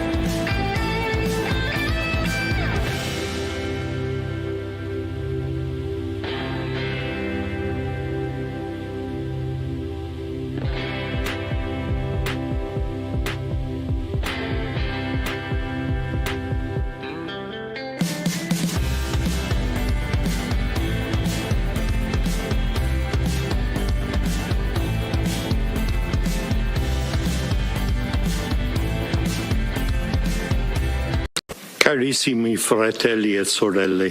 Dear brothers and sisters, with deep sorrow, I must announce the death of our Holy Father Francis. At 7:35 this morning, the Bishop of Rome, Francis, returned to the house of the Father. His entire life was dedicated to the service of the Lord and his church. He taught us to live the values of the gospel with fidelity, courage, and universal love, especially toward the poorest and most marginalized. With immense gratitude for his example as a true disciple of the Lord Jesus, we commend the soul of Pope Francis to the infinite merciful love of the triune God. We're continuing to watch Vatican City this Easter Monday, where thousands have gathered to mourn Pope Francis, the first Latin American pontiff who passed away this morning at the age of 88, just hours after he made a surprise Easter Sunday appearance to bless the faithful in St. Peter's Square. According to the Vatican doctor, Pope Francis died of a stroke and irreversible heart failure. We're going to talk about his legacy as a reformer, including his fight for a more inclusive Roman Catholic Church, his risk of political backlash, especially when advocating for migrants and directly criticizing the Trump administration, his condemnation of the wars in Gaza and Ukraine, and his continued warnings about the climate crisis during his 12 years as Pope. And his pushing of pagan ideology, to be brutally frank. He brought the people from the Amazon up to basically have a pagan ceremonies done, and Ben Harmwell nailed it today. The pagans had more respect and more sincerity in their pagan rituals than Francis's crew had with traditional Catholic rituals. John, yep, you're 100% correct. You're the first guy, other than myself, to nail this, which is the get lulled into, which the media is going to drive. And I'll have more about this later. We're going to do it every day because this is central to the salvation of our country. The institutions are important, and particularly the institutions of Christianity, both the Protestant, mainstream Protestant churches, which are pretty far gone as being woke, the evangelical movement right now, which is such a powerhouse and such an underpinning of the MAGA movement, that's splintering. You probably 20% of the evangelical movement, or 10 or 15% at least of the preachers, are woke or to the left. And the regular Catholic Church is a nightmare. It's the traditional Catholics that are coming back, and particularly young people, led by groups like yours, Yep. They're doing this. Yep, I want you to stay through 6, but right now, what are your thoughts? How important is this the next 30 to 60 days for particularly these young people that are coming back into the church and really coming in as traditional Catholics, either converting or just coming back to their religion and the faith that they've lost, sir? Note that statistic. We've had this huge influx of these traditionalists when, ding, ding, in the pontificate of Pope Francis, okay? A lot of us groups have risen up precisely during this time. They did not come about when a time where, again, we had maybe a more moderate pope, right? So this has favored us in terms of rising up. We absolutely need that. I'm glad you also brought up crew, Pope Francis's crew. At the beginning of the segment, who do we hear from? Cardinal Kevin Farrell. Okay, he's literally the guy in charge of the Vatican right now. He is a former legionary of Christ, my former order. Okay, this is the guy who drove Father Maciel around, and then was in an apartment with McCarrick for 6 years in D.C. Okay, he's orchestrating things right now in terms of the lead up to the conclave. And I highlight that aspect, those details, just to remind people what we're up against, okay? They have a scheme in mind. Yes, God is greater, and we're going to use prayer and obviously the power of just public pressure, like we can as lay people, to make our voices heard. But absolutely cannot have a moderate pope who will put us back to sleep. 100%. Yep. Just hang on for a second if you can. In the next hour, we got so much to go through. Pete Hegseth. Also, Democrats are down outside of CCOT. You know, they're supporting criminal terrorists. It's unbelievable. The Democratic Party is so radical. Plus, Bobby Kennedy, there are many rays of light. There's so much good and positive stuff that's happening under President Trump. We're going to get on top of that. Particularly just amazing stuff coming out of Health and Human Services, amazing stuff coming out of every department. These folks are working, and you should, if you want to pray also, pray for the team at the White House. Pray for the team in these agencies. It is 24/7. I'm back here, and I'm tired, and I don't have 1/50th of the pressure you have in the White House or in these agencies right now. These folks are working 18 hours a day and being attacked viciously in every aspect of their life. Mike Lindell, brother, you know what it's like. They're trying to put you out of business, put you in jail, bankrupt you, smear you. You're broke. You're crying in court. You're a broken man. All your company's terrible. Everybody's leaving. All your customers are leaving. All the big box stores. Any truth to that, sir? Absolutely not, everybody.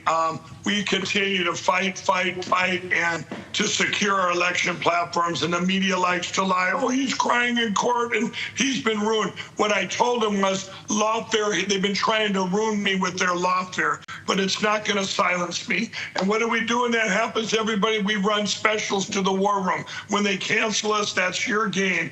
And this is the last few hours of the one I ran over the weekend premium, now made with Giza cotton. And we've sold almost 84 million. This is the lowest price and will be the lowest price in history.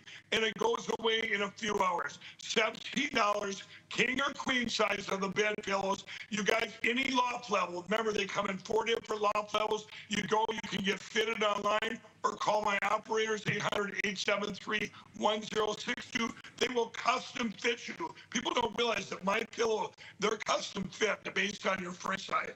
You guys, $17 any size, or go to mypillow.com and go down to you see Steve, click on them. There they are, the $17 pillows. But don't forget, we're still closing out that bed, or the Perkel bed sheet line that the box stores did cancel. $25 there, any size, any color. There's 11 colors to choose from. California king, split king, kings, queens, it doesn't matter. A flat $25. You guys are getting the benefit of their cancellation. So can't thank you enough for Rapathi, but don't believe the fake news. My pillow, they ain't going anywhere. And you know what, Steve? The fake news. My pillow, they ain't going anywhere. And you know what, Steve? They can keep attacking. Don't you think they've learned after 4 years that I'm never going to shut up about these election platforms? You'd think they would know it, right? Never. But they don't care. Never. They keep attacking, Never. They don't care. attacking. They're dared to destroy you. Look at how they're trying to destroy President Trump. It's unbelievable. Mike Lindell, we'll see you tomorrow morning. We got another hour here, and it's going to be absolutely packed. Why? Because of the news, not just of today, tomorrow, the next day. You want to get ahead of things? Come to the War Room. John Yap and a collection of others next in the War Room.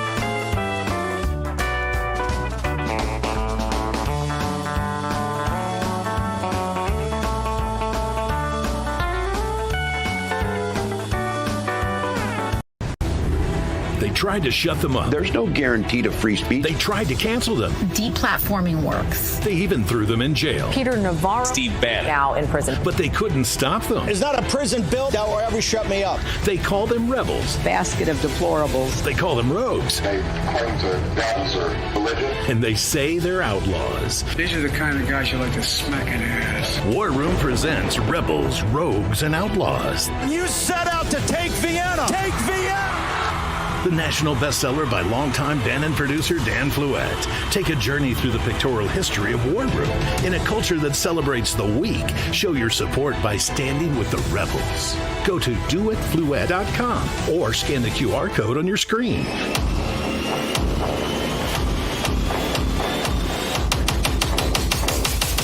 Use the code RAV20 for 20% off your order. Stand with the rebels and never back down.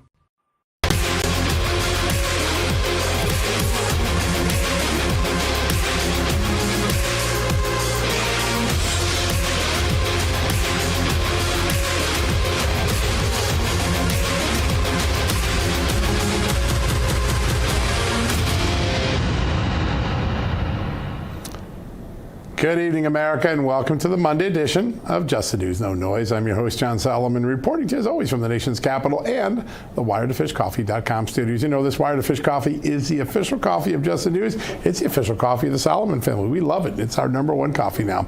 If you want to go right now to Wired, the #2fishcoffee.com, and get a fantastic 10% discount on all of their great blends, as well as the cool mugs, the Just the News mug, go check that out. It's really awesome. All you have to do is use the promo code JustNews at checkout. So wiredtofishcoffee.com, Just News at checkout. All right, we start this Easter week with a lot of wonderful weather and some good feelings from the weekend, but some somber news. Pope Francis passed away earlier today after suffering a stroke, just a day after meeting with Vice President J.D. Vance and giving a special blessing in Rome. He was 88 years old and served as the leader of the Catholic Church since 2013. Francis had been battling health problems for some time, but he insisted on staying busy right to the very end, as he did yesterday on Easter Sunday. Today, accolades poured in from all around the globe, including from President Donald Trump, who ordered U.S. flags to fly at half staff, and also he announced, the president did, he will attend the Pope's funeral. We'll take a deeper dive into the legacy of Francis and the changes he brought to the Catholic Church in just a bit.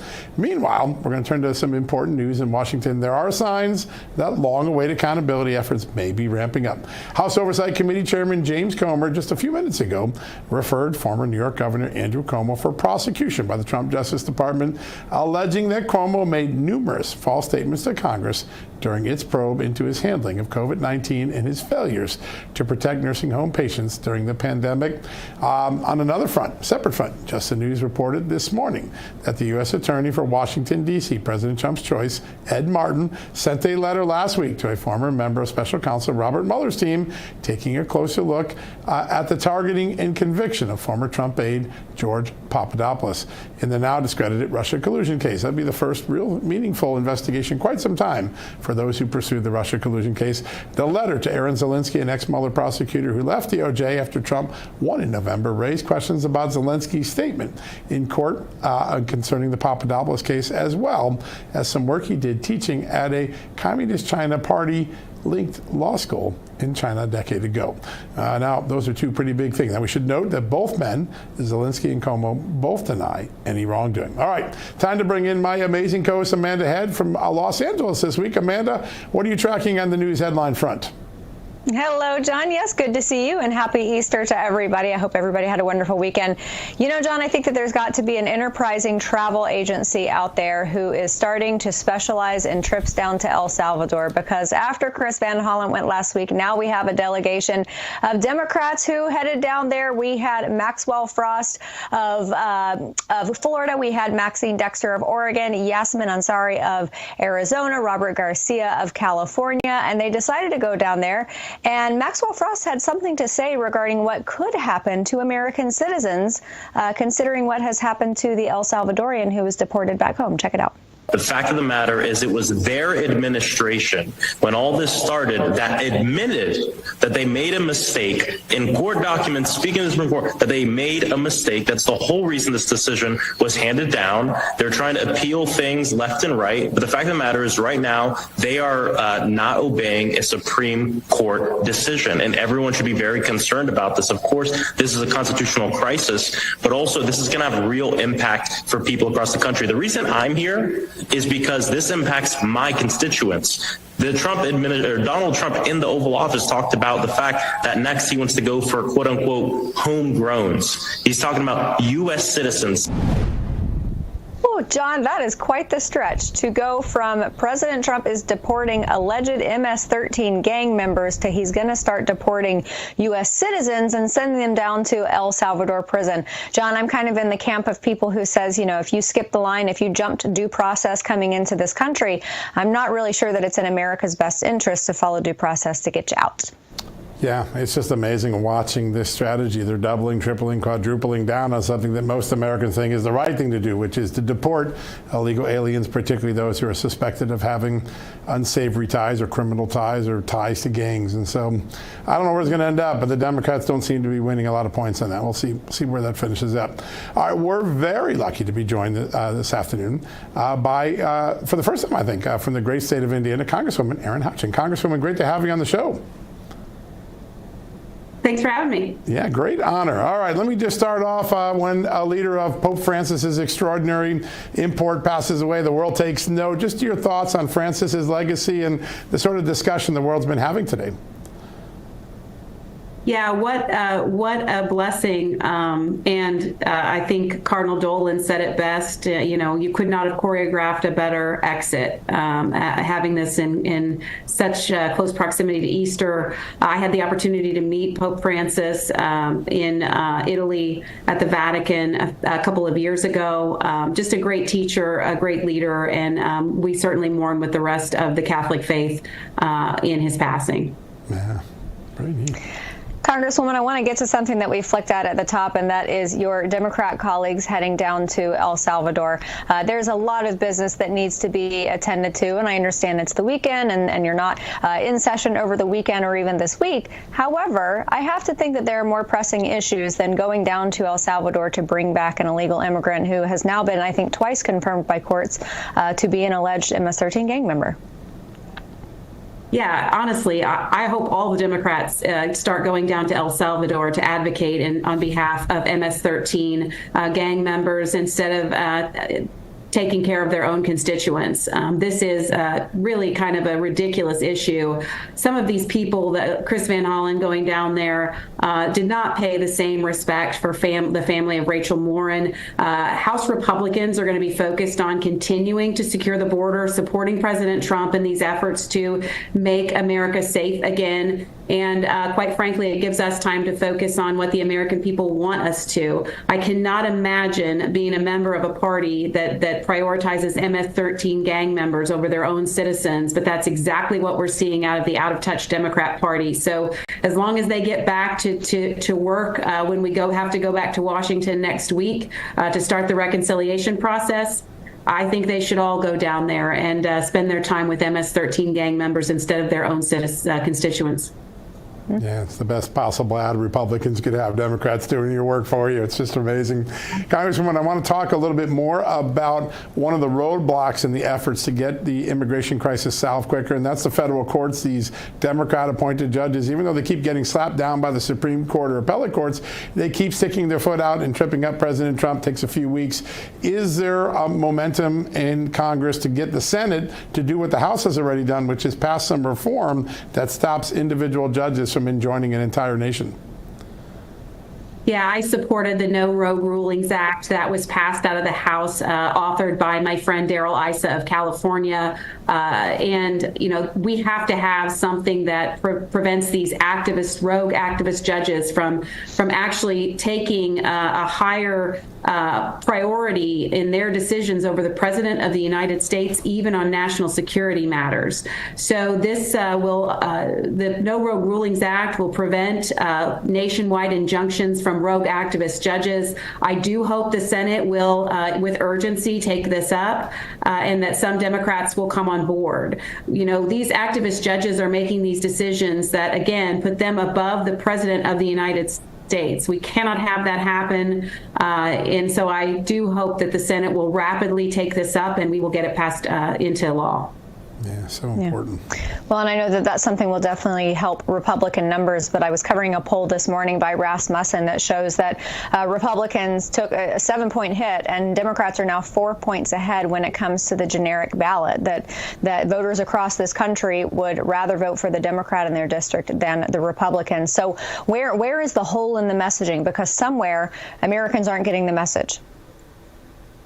Well, we struggle with that. The Democrats do have a very long tail of the media, and they end up sending their talking points out, and they are repeated and repeated and repeated. And, as Republicans, we have a very big tent. So we've got Republicans that won in districts where Joe Biden won or Kamala Harris won by 15 points. And we've got Republicans in districts where Donald Trump won by 30 points. And so trying to keep all of those people together with one cohesive message is a challenge. But one of the things that we do have, I think, on our side is we do have more and more media who are helping us tell the true story of what's actually happening. We have seen over and over again that the Democrats do not tell the truth. And when they don't tell the truth and the media repeats those things that aren't true, it creates a problem. But what we learned in the last election, and I hope we will ramp up here in the midterms, is that 77 million Americans no longer believe the Democrat Party and their rhetoric, nor should they. People really need to educate themselves, because what the Democrat Party is doing today is absolutely obfuscating the truth, trying to stir people up and make them upset at a time when we can least afford to do so. Yeah, that's a great point, and it really is an entire subterfuge campaign that goes on every day. The media, a big part of that, legacy media at least. I want to talk a little bit about the signs in the economy, because there are really hopeful signs in the economy. There's downward pressure in inflation, upward excitement about hiring. Obviously, the tariffs have roiled the markets. What's the key thing that Congress can do to assist President Trump to get trade deals in place and get sort of a stability in the markets that would reflect the true nature of an economy that looks like it's getting better? Thank you. Yes. I mean, we have seen $3 trillion of investment since Trump's tariff plan has been announced. We have Guardian Bikes in my district that just announced a $19 million investment to manufacture bikes 100% made in the USA. 97% of that work is now done in China. We're bringing that back to the United States. We also have Honda, Eli Lilly, making historic investments in the state of Indiana, and this is operating, I think, just exactly as President Trump would hope that it would. It's great to see. One of the things Congress can do is pass the reconciliation bill, which extends the Tax Cuts and Jobs Act, to give us that stability moving forward, so the business community understands what their tax structure might look like for the next decade plus. We're also looking at things like tax credits for sourced in America. We are looking at a 15% made in America manufacturing corporate tax rate. These are all things that will add to our stability, give business the peace of mind necessary to go ahead and keep reshoring all the work that we can do. You know, America has been ripped off for decades. We have been on the wrong end of unfair trade deals. We have been a consumption country. President Trump is trying to bring us back to a production country. Ultimately, it's going to be very good for the United States. I do think it will bring a golden age back to America of manufacturing. And we need to do, as Congress, we need to do everything we can to support that by creating stability in the tax code. Yeah, important stuff. And I mean, it's so many common sense ideas. I think Americans look at what Republicans are trying to do and they think to themselves, yeah, heck yeah, why haven't we done that before? Every member of Congress that we speak to on this program, they have their favorite areas when it comes to cutting spending, the low-hanging fruit, the stuff that just, when you look at the budget, it just jumps off the page at you. And I know you're no different. Tell us some of your favorite areas to slash it. Well, hey, I want to get rid of these EV mandates. I want to get rid of the EV mandates and the EV tax credits. I definitely want to see those go away. We shouldn't force a industry when the American people nor the grid are ready for it. So that's something that I think is ripe for repeal. But everything that DOJ is finding with waste, fraud, and abuse, it's really shocking the amount of waste, fraud, and abuse that has been found in the system by DOJ. So I'm eager to take what we can substantiate from that and make those cuts where it's necessary. I mean, we're finding that people on Medicare and Social Security have died, yet are still getting benefits. And those are some of the things that I think should be easy for Democrats to get on board with. And we hope that they'll join us in these efforts, because honestly, if we do not protect these programs through this wasteful, fraudulent, and abusive spending, if we don't fix these issues with the cost of Medicare, Medicaid, and Social Security, it won't be there for the future. Republicans are fighting to protect it by reforming it and making it work for the American people moving forward. Congressman, real quick, we got less than a minute.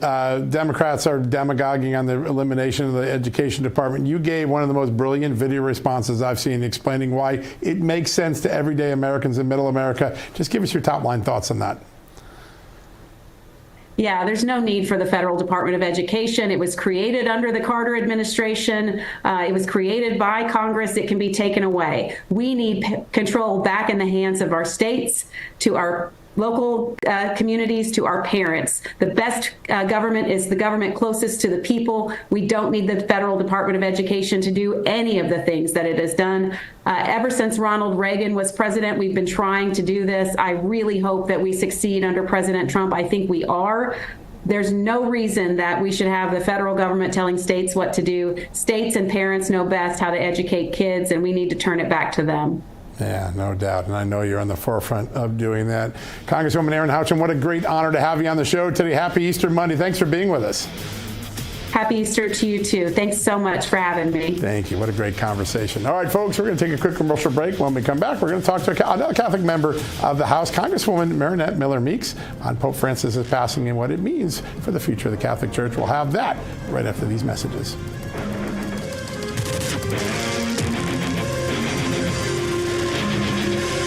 Hey folks, if you're a homeowner, you need to listen to this. When's the last time you checked on your home title? I know the answer. That's the legal proof, of course, that you own your house. If you're like me, the answer is never. The problem is, in today's AI and cyber world, scammers are stealing home titles and your equity is the target. Here's how it works. Criminals forge your signature on one document, use a fake notary stamp, pay a small fee with your county, and boom, your home title has been transferred out of your name. That's not a good situation. Then they take out loans using your equity or even sell your property, and you're not even going to know about it until you get a collection or foreclosure notice. That's why you need to stop what you're doing and find out today if you're already a victim. Use the promo code JTN at HometitleLock.com to make sure your title is still in your name. You also get a free title history report plus a free 14-day trial of their $1 million triple lock protection. That's 24/7 monitoring of your title, urgent alerts to any changes, and if fraud should happen, they'll spend up to $1 million to fix it. Go to HometitleLock.com right now and use the promo code JTN. That's HometitleLock.com, promo code JTN.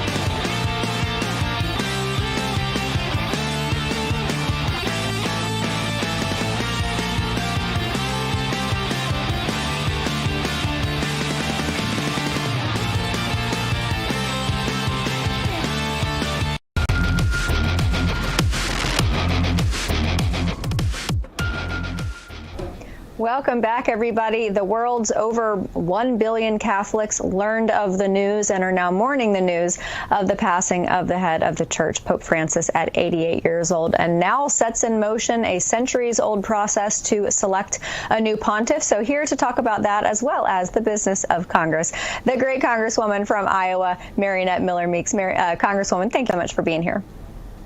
I'm delighted to be with you both. Yeah. You know, the Pope, he put on a brave face. You know, he had failing health, but this last week he participated in some Holy Week festivities, and then passed this morning. And I know that the Catholics across the globe are mourning that. Your top line thoughts about it, because I know you're Catholic. Well, first and foremost, I think it's so hopeful and inspirational given last week and the Holy Thursday, Holy Friday, Holy Saturday, and then Sunday, which, the entire process of Holy Week is about eternal life and faith and hope.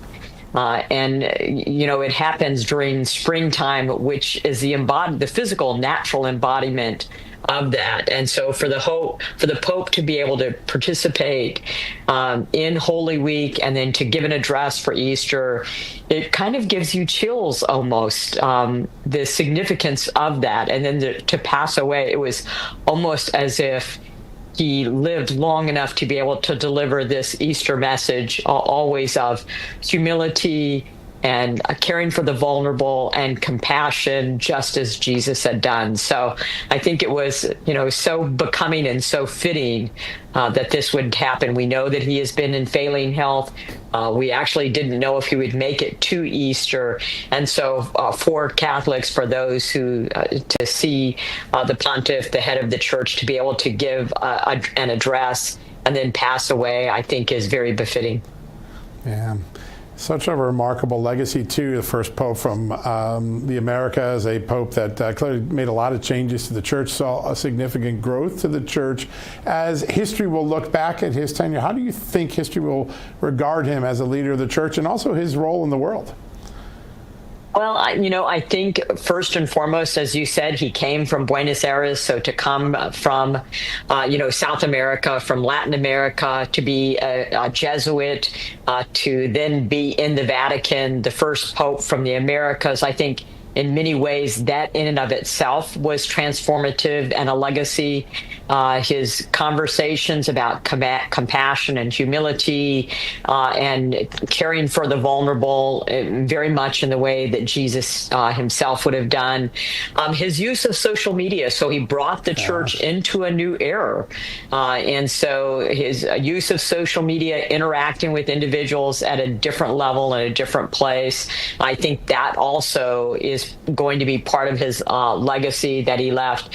And then recently, as you know, he met with Vice President J.D. Vance, also a person of faith, a person who converted to the Catholic faith.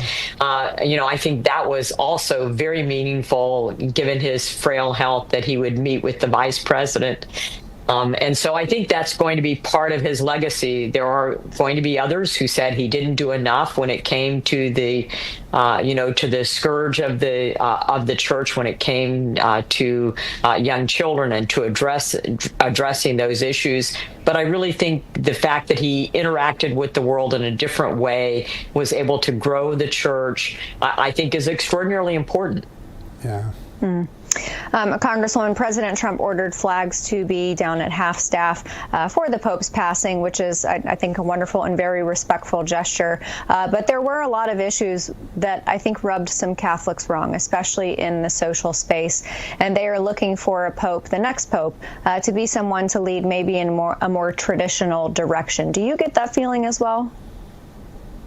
Certainly, when I was in church over the weekend, and then on Friday, that is the sense I get from Catholics, although they, respect, number one, the pontiff, the head of the church, his background, where he came from, his messages on many things, the assistance he had in transforming the church and bringing it into this new era. They also want to have someone who is strong in the traditional values of the church, and so I sense that in church. I sense that among young people as well, and so I think that it's always interesting how the Pope is decided. We don't know who that's going to be or where they're going to be from, but I think that people are looking for someone who is staunchly enmeshed in the Catholic faith and Catholic traditions and Catholic teachings. Yeah, and there's a deep bench in the College of Cardinals, and a lot of them picked by Francis. It'll be really interesting to see where the conclave ultimately ends up. Congresswoman, I want to shout you out because you have worked tirelessly in Congress to solve the issue of prescription drug prices, the drug act, all the things that you've been doing. On Thursday, I was thinking of you when the president signed that executive order and got to the heart of the PBM issue. Talk a little bit about how important that is and how Congress can now follow up on it. This is critically important. The president has really been a leader on this issue as well. I mean, when he had his first healthcare pricing transparency back in 2018, I was there at the White House for the signing of that executive order. So I think this has been something he's long been working towards. There are a lot of very entrenched special interests when it comes to PBM reform.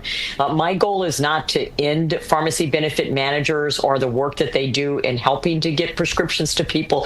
However, it is to bring transparency to a very opaque middle area in between the pharmaceutical company that manufactures medications and the pharmacy that dispenses those medications. There is a lot of money that gets lost in that space, and it's not going to the seniors or to the families or to the mothers who are paying for prescription drugs at the counter.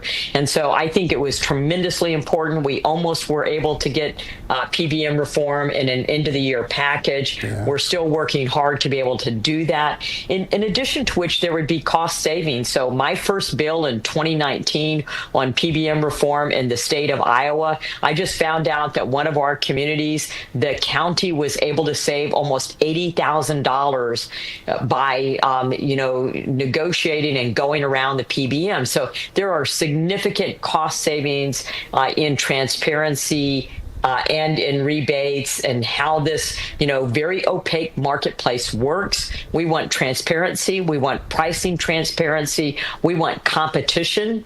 And we want the people that are paying for medications to be able to get the benefit from what they're paying.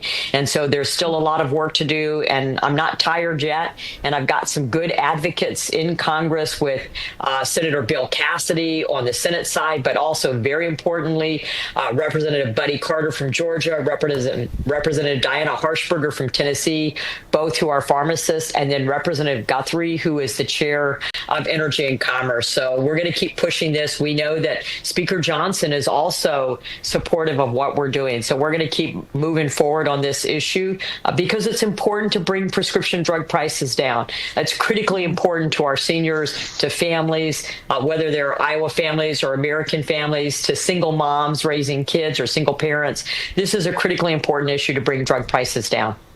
Yeah. As you're out in your district, because this is a nuance of the economy. It's not necessarily a kitchen table issue, but it definitely contributes to how Americans are feeling about the economy, which is definitely going to come up in the election for midterms. As you're out there in Iowa and you're speaking to constituents, what else are they wanting to see from Republicans to keep the House?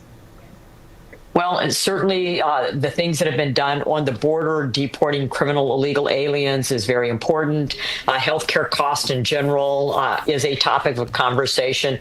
They want to see, they like seeing that there is a move to bring manufacturing back online, but they also know that right now they're seeing some prices come down, but they want to see more jobs and they want to see the economy improve.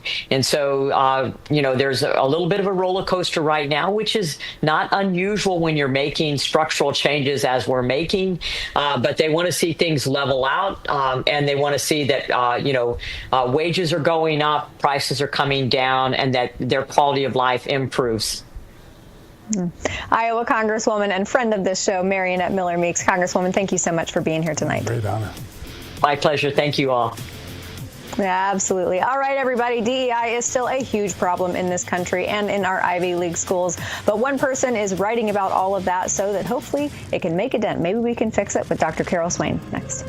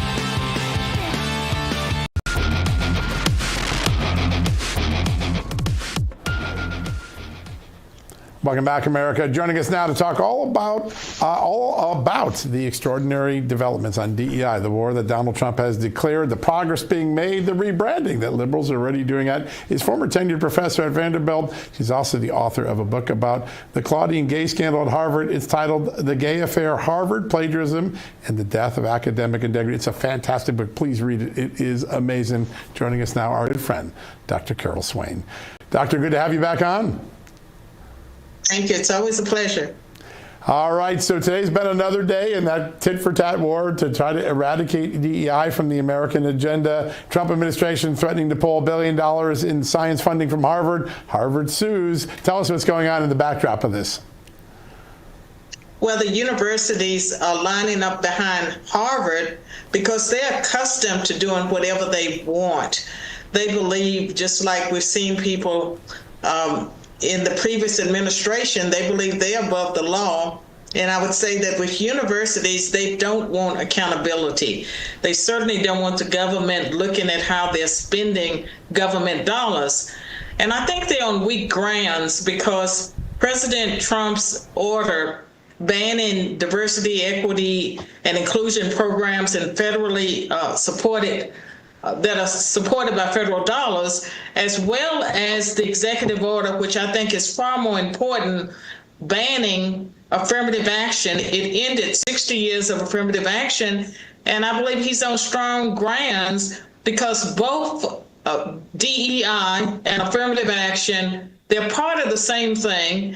They violate the Equal Protection Clause of the Constitution, as well as the 1964 Civil Rights Act and its various titles. Yeah. Dr. Swain, help me understand, because as John alluded to a moment ago, you've got not only universities, but corporations too, who are finding ways of renaming DEI departments and naming the titles of people who are within these departments. So if it's not popular and they are having to mask it, why keep it? Why be so belligerent about it? I think a lot of corporations are taking advantage of the opportunity to get rid of DEI, and that they're actually trying to follow the laws of the land that prohibit discrimination because they don't want the lawsuits. And universities will find themselves sued by their employees, students, and faculty who are discriminated against based on their continuing their DEI programs. So yes, they have tried to rename the programs and push them underground, but there are many whistleblowers that are exposing what is taking place. And so it's going to be much harder for them to discriminate in the ways that they did in the past. And they want to pretend that they are noble, that they had the high road, but actually, no. I think they've set back American education at every level. And you've chronicled it so well in your books and your speeches, this extraordinary drift away from common sense in academia. Are you seeing signs that some in academia are getting the message that they're putting in peril their trust with their core constituency, students and parents, or do you think they're still barreling over a cliff? No, there are universities that have become more open. In fact, I spoke at one in Oklahoma a few days ago, and universities like Vanderbilt, the conservative students tell me that they're treated much nicer on campus.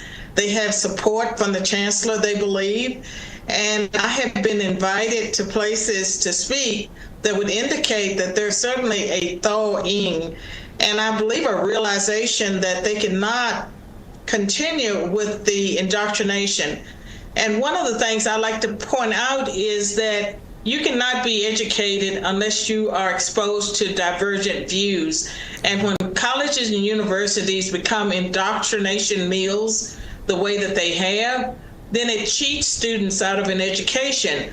But it's not just that they are indoctrination meals, they're also discriminating. They are breaking the Constitution's Equal Protection Clause that protects all persons, as well as the Civil Rights Act of 1964 and its titles. And so they have to be held accountable.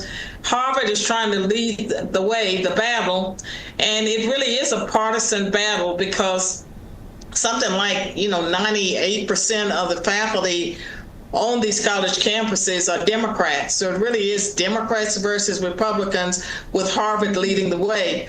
And Harvard has not held its faculty accountable for plagiarism. There's some administrators that Chris Rufo identified who were plagiarized. As far as we know, there has been no accountability for faculty, but they hold students accountable if they catch them. That's a great point. Dr. Swain, you mentioned this a moment ago. I'm glad you did, because at least for Harvard, about 97% of their professorial staff donates to Democrats. I would love to think that that is an exception. Unfortunately, I do think it is probably the rule. Is that the sense that you get across Ivy League and all universities, really? Yes, I think so. And I've said this many times that the Christian universities, numerous Christian universities that you would think would be more conservative because of the biblical worldview that you would expect the faculty to have, those places have been infiltrated as well. You can find Marxism there too.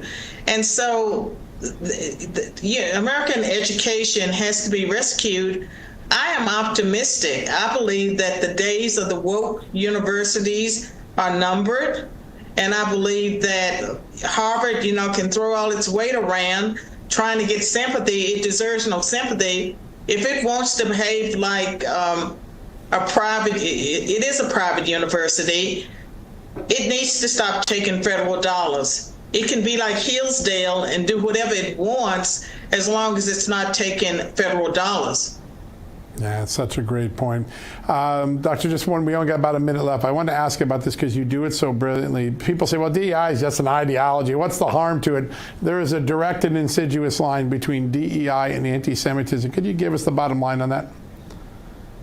Well, the DEI programs encourage colleges and universities to bring in, well, one thing, a lot of foreign students that come from countries that hate Israel, but it has been harmful in that it has privileged some groups over others. And with the Jews, even though Jews are a minority, they have been targeted, throughout history, and certainly on college and university campuses. And one of the things that always astonished me as a university professor is that there were always some leftist Jewish faculty and students that were anti-Semitic themselves.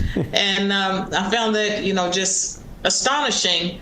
But I've also seen people evolve. And I think there are more conservative Jews now than ever before. And they have realized that the left is not their friend at all. Yeah, that's a great point. Well, one thing we do know, you are a friend to truth. You have a brand new book out too, Dr. Swain. Everyone should get this. Diversity Without Discrimination. It's something we should all strive for. What a great book. Be sure everyone to get that. Thanks for joining us today. Thank you. Yeah, great honor to have you on. All right, folks, after the break, more on Pope Francis and his legacy and what's next for the Catholic Church. A lot there, right? With Father Frank Pavone right after these messages.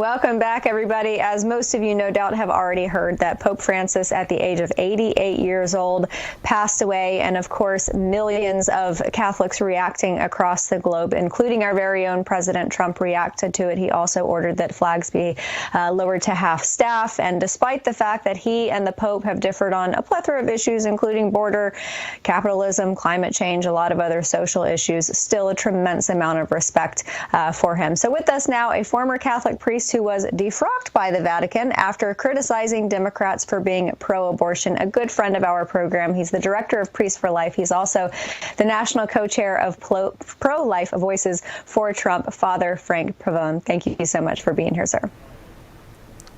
Great to be with you both. Yeah.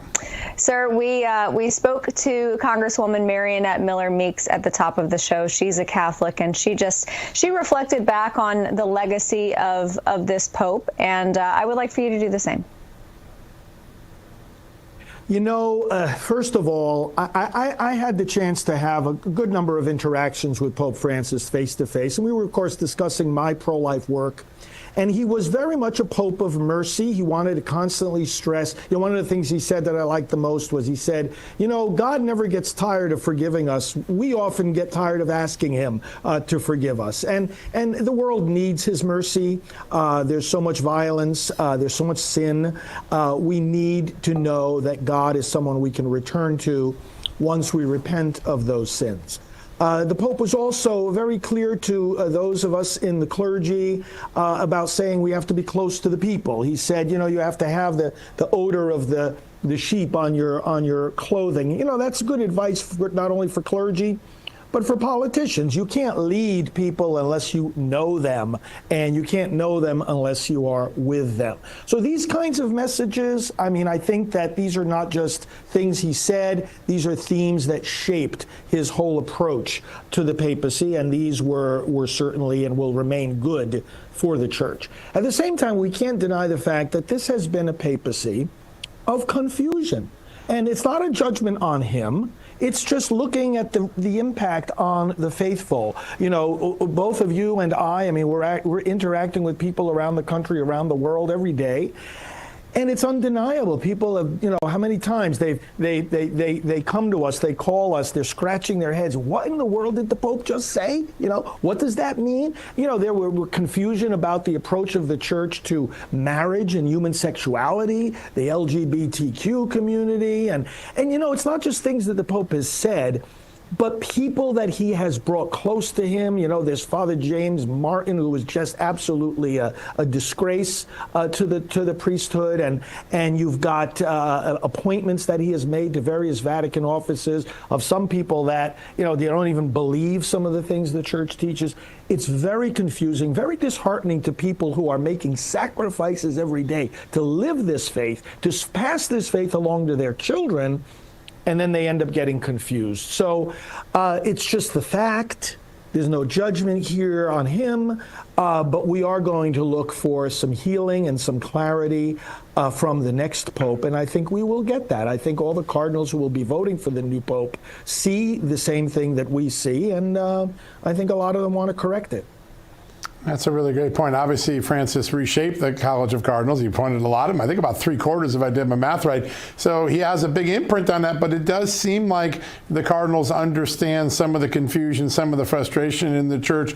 What do you think they'll be thinking about as they go through that process of picking the next Holy Father? Well, there's a lot of considerations. Geography is certainly a factor. I'd love to see a pope from Africa. A lot of people have been saying that. The church is thriving there, and a lot of the African cardinals just have a very beautiful, clear, direct way of teaching the faith, and I think we need that. We need that in the church. We need it in politics. The kind of straight talk we get from President Trump, we need that in the pulpit, too. Geography, age, they want to go for someone younger who's going to be in for a while. Pope John Paul II was 50 58 when he was elected. Who knows? These cardinals have a lot of thinking and praying and deliberating to do, and I think that's a good subject for our viewers to pray about over these coming days, really for wisdom on these cardinals. They have a heavy responsibility, and they haven't gotten together all that much as an overall group, so I don't know how well they all know each other. Hopefully they've been making efforts to keep in touch with one another in the meantime, but now they have a serious duty to choose from among their ranks the one who will be the next pope. Not amazing. And so, Frank, from what I understand from you earlier, in this hopefully 2 or 3 week span that it takes to choose another pope, hopefully it won't be longer than that, but the business of the church is halted for the most part, right? Yes, it's a very interesting thing. We do not experience this in our American politics. We don't have an interregnum, as it's called, between presidents, where the office is empty.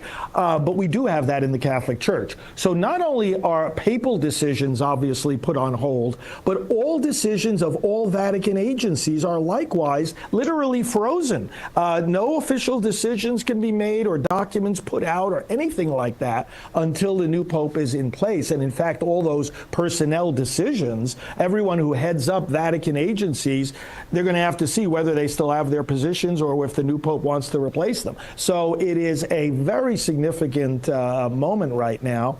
And that's why, the church is very hierarchical, right? It's very different from our American system of politics.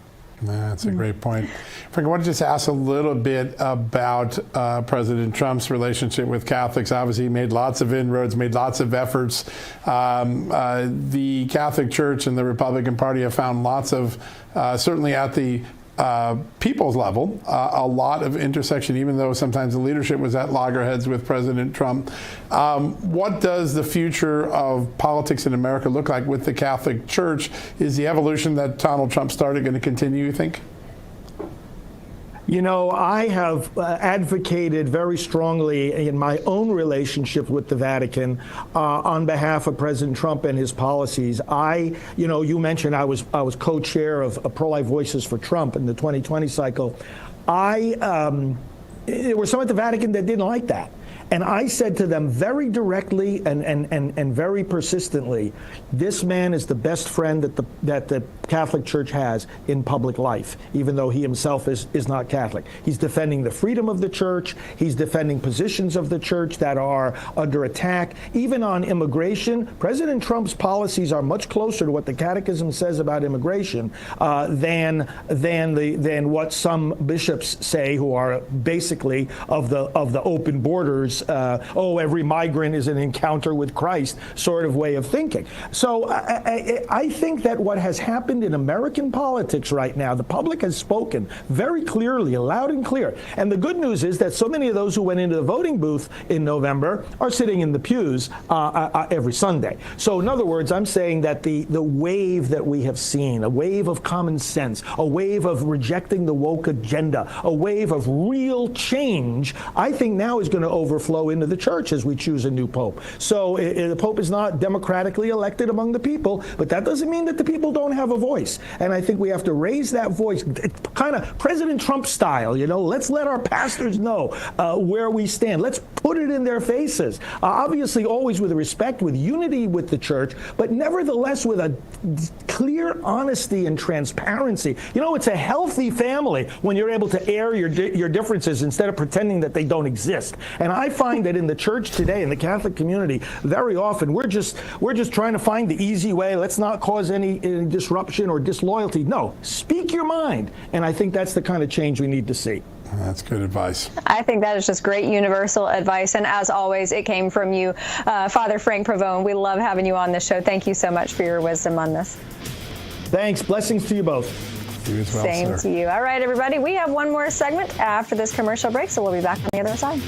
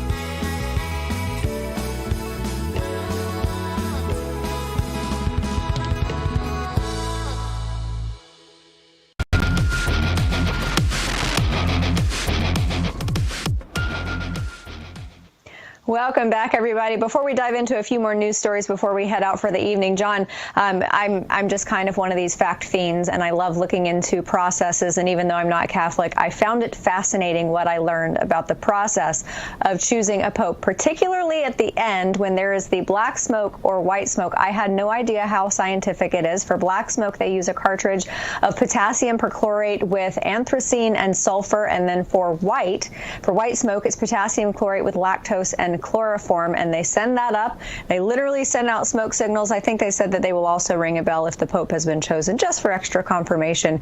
But this is a really interesting process. It's centuries old, and hopefully in 2 weeks the process will be done. But how long do you think it'll take this time around? Because this time, I don't know. It seems like, especially with how what we were just talking about with Frank Pavone about how some Catholics feel about Pope Francis, that it might be a little rickety getting back to someone more traditional. Yeah, listen, this is a big moment for the church. Francis made a lot of changes. He grew the church, but he also grew the divisions in the church. And I think at the end of the day, the opportunity here is for the cardinals to find a path that says, how can we bring us closer together? How can we make sure the church is more unified in its doctrine and in its sentiments, and at the same time keep growing? The growth areas of Africa, the Philippines are very exciting when you're inside the church. You hear about it all the time. Perhaps they pick one of the very strong leaders there. Or if they want to take a tilt back towards old history, maybe they go back to Europe for a while and bring a more conservative prelate there. But this one is going to have a significant impact. We knew Francis was a transformational figure, but where the church goes from here, it's really at a crossroads and what path it's going to pick. And it's going to be fascinating to see what the cardinals come up with in their deliberations. Absolutely. Speaking of fascinating, what these big box retail executives are going to talk to with President Trump about. I mean, they are obviously very concerned about the tariff repercussions for them because they import a ton of goods that go out from Walmart, Home Depot, a lot of these big chain stores. Do you think this is going to be a good meeting, productive? What do you think they're going to say to the president? Yeah, listen, I think it's good for this point. Donald Trump, is often portrayed in the media. He doesn't listen anyway. He's just doing his own thing. He's always absorbing information, and he's going to learn from these big box stores because he knows that they are a major touch point with the American people, and what they're going through will ultimately translate down or be pushed down to the American people. So he wants to get ahead of it, not only in messaging, but to see if there are some unique ways that he can intervene. One of the early things that he has is, what countries are we going to put first in terms of getting deals? Well, the countries that do textiles have a profound effect on the Walmarts of the world. The countries that provide electronics have a big effect on places like Best Buy or Home Depot or Lowe's. And so I wouldn't be surprised if he's even looking for advice about where do I start? What do you need first to have the lowest impact on the American shopper? But the fact that the president's listening and talking and engaging, that's a positive thing for the American people. Absolutely. All right, we got to get to this crazy story out of New Mexico. This judge who had been on the bench for 12 or 13 years abruptly resigned, didn't give a reason, but there was an illegal Tren de Aragua gang member arrested in his house. This is terrifying, John. Yeah, he was actually living in the guest house of the judge at the behest of the judge's wife. It's really unclear what the ultimate outcome of this is. We do know that the federal law enforcement went there. They arrested this man. They've alleged that he is a Tren de Aragua gang member. The judge has been silent on this issue, but he has resigned. He resigned a few days after the appearance at his home by ICE and federal authorities. So it's a head scratcher. The photos are weird. I don't know what to make of it, but I bet you we're going to learn more, just like we've learned more about Garcia and others. As time goes on, we get more documents, we get more information. There's probably a backstory that we don't know. Quickly in California, Steve Hilton for governor. That was a big moment, huh? Yeah, this could be a guy who could bring folks together. He's been on Fox News, so that might actually be a blight on his record when it comes to, Democrats, but you never know. He's got a great personality. He loves this state. He's got a British accent. We know people in California love to bring on outsiders, so you just never know. All right, that's going to do it for us tonight. Thanks so much for being here. We'll be back here tomorrow night at 6 p.m. Eastern. Have a good evening.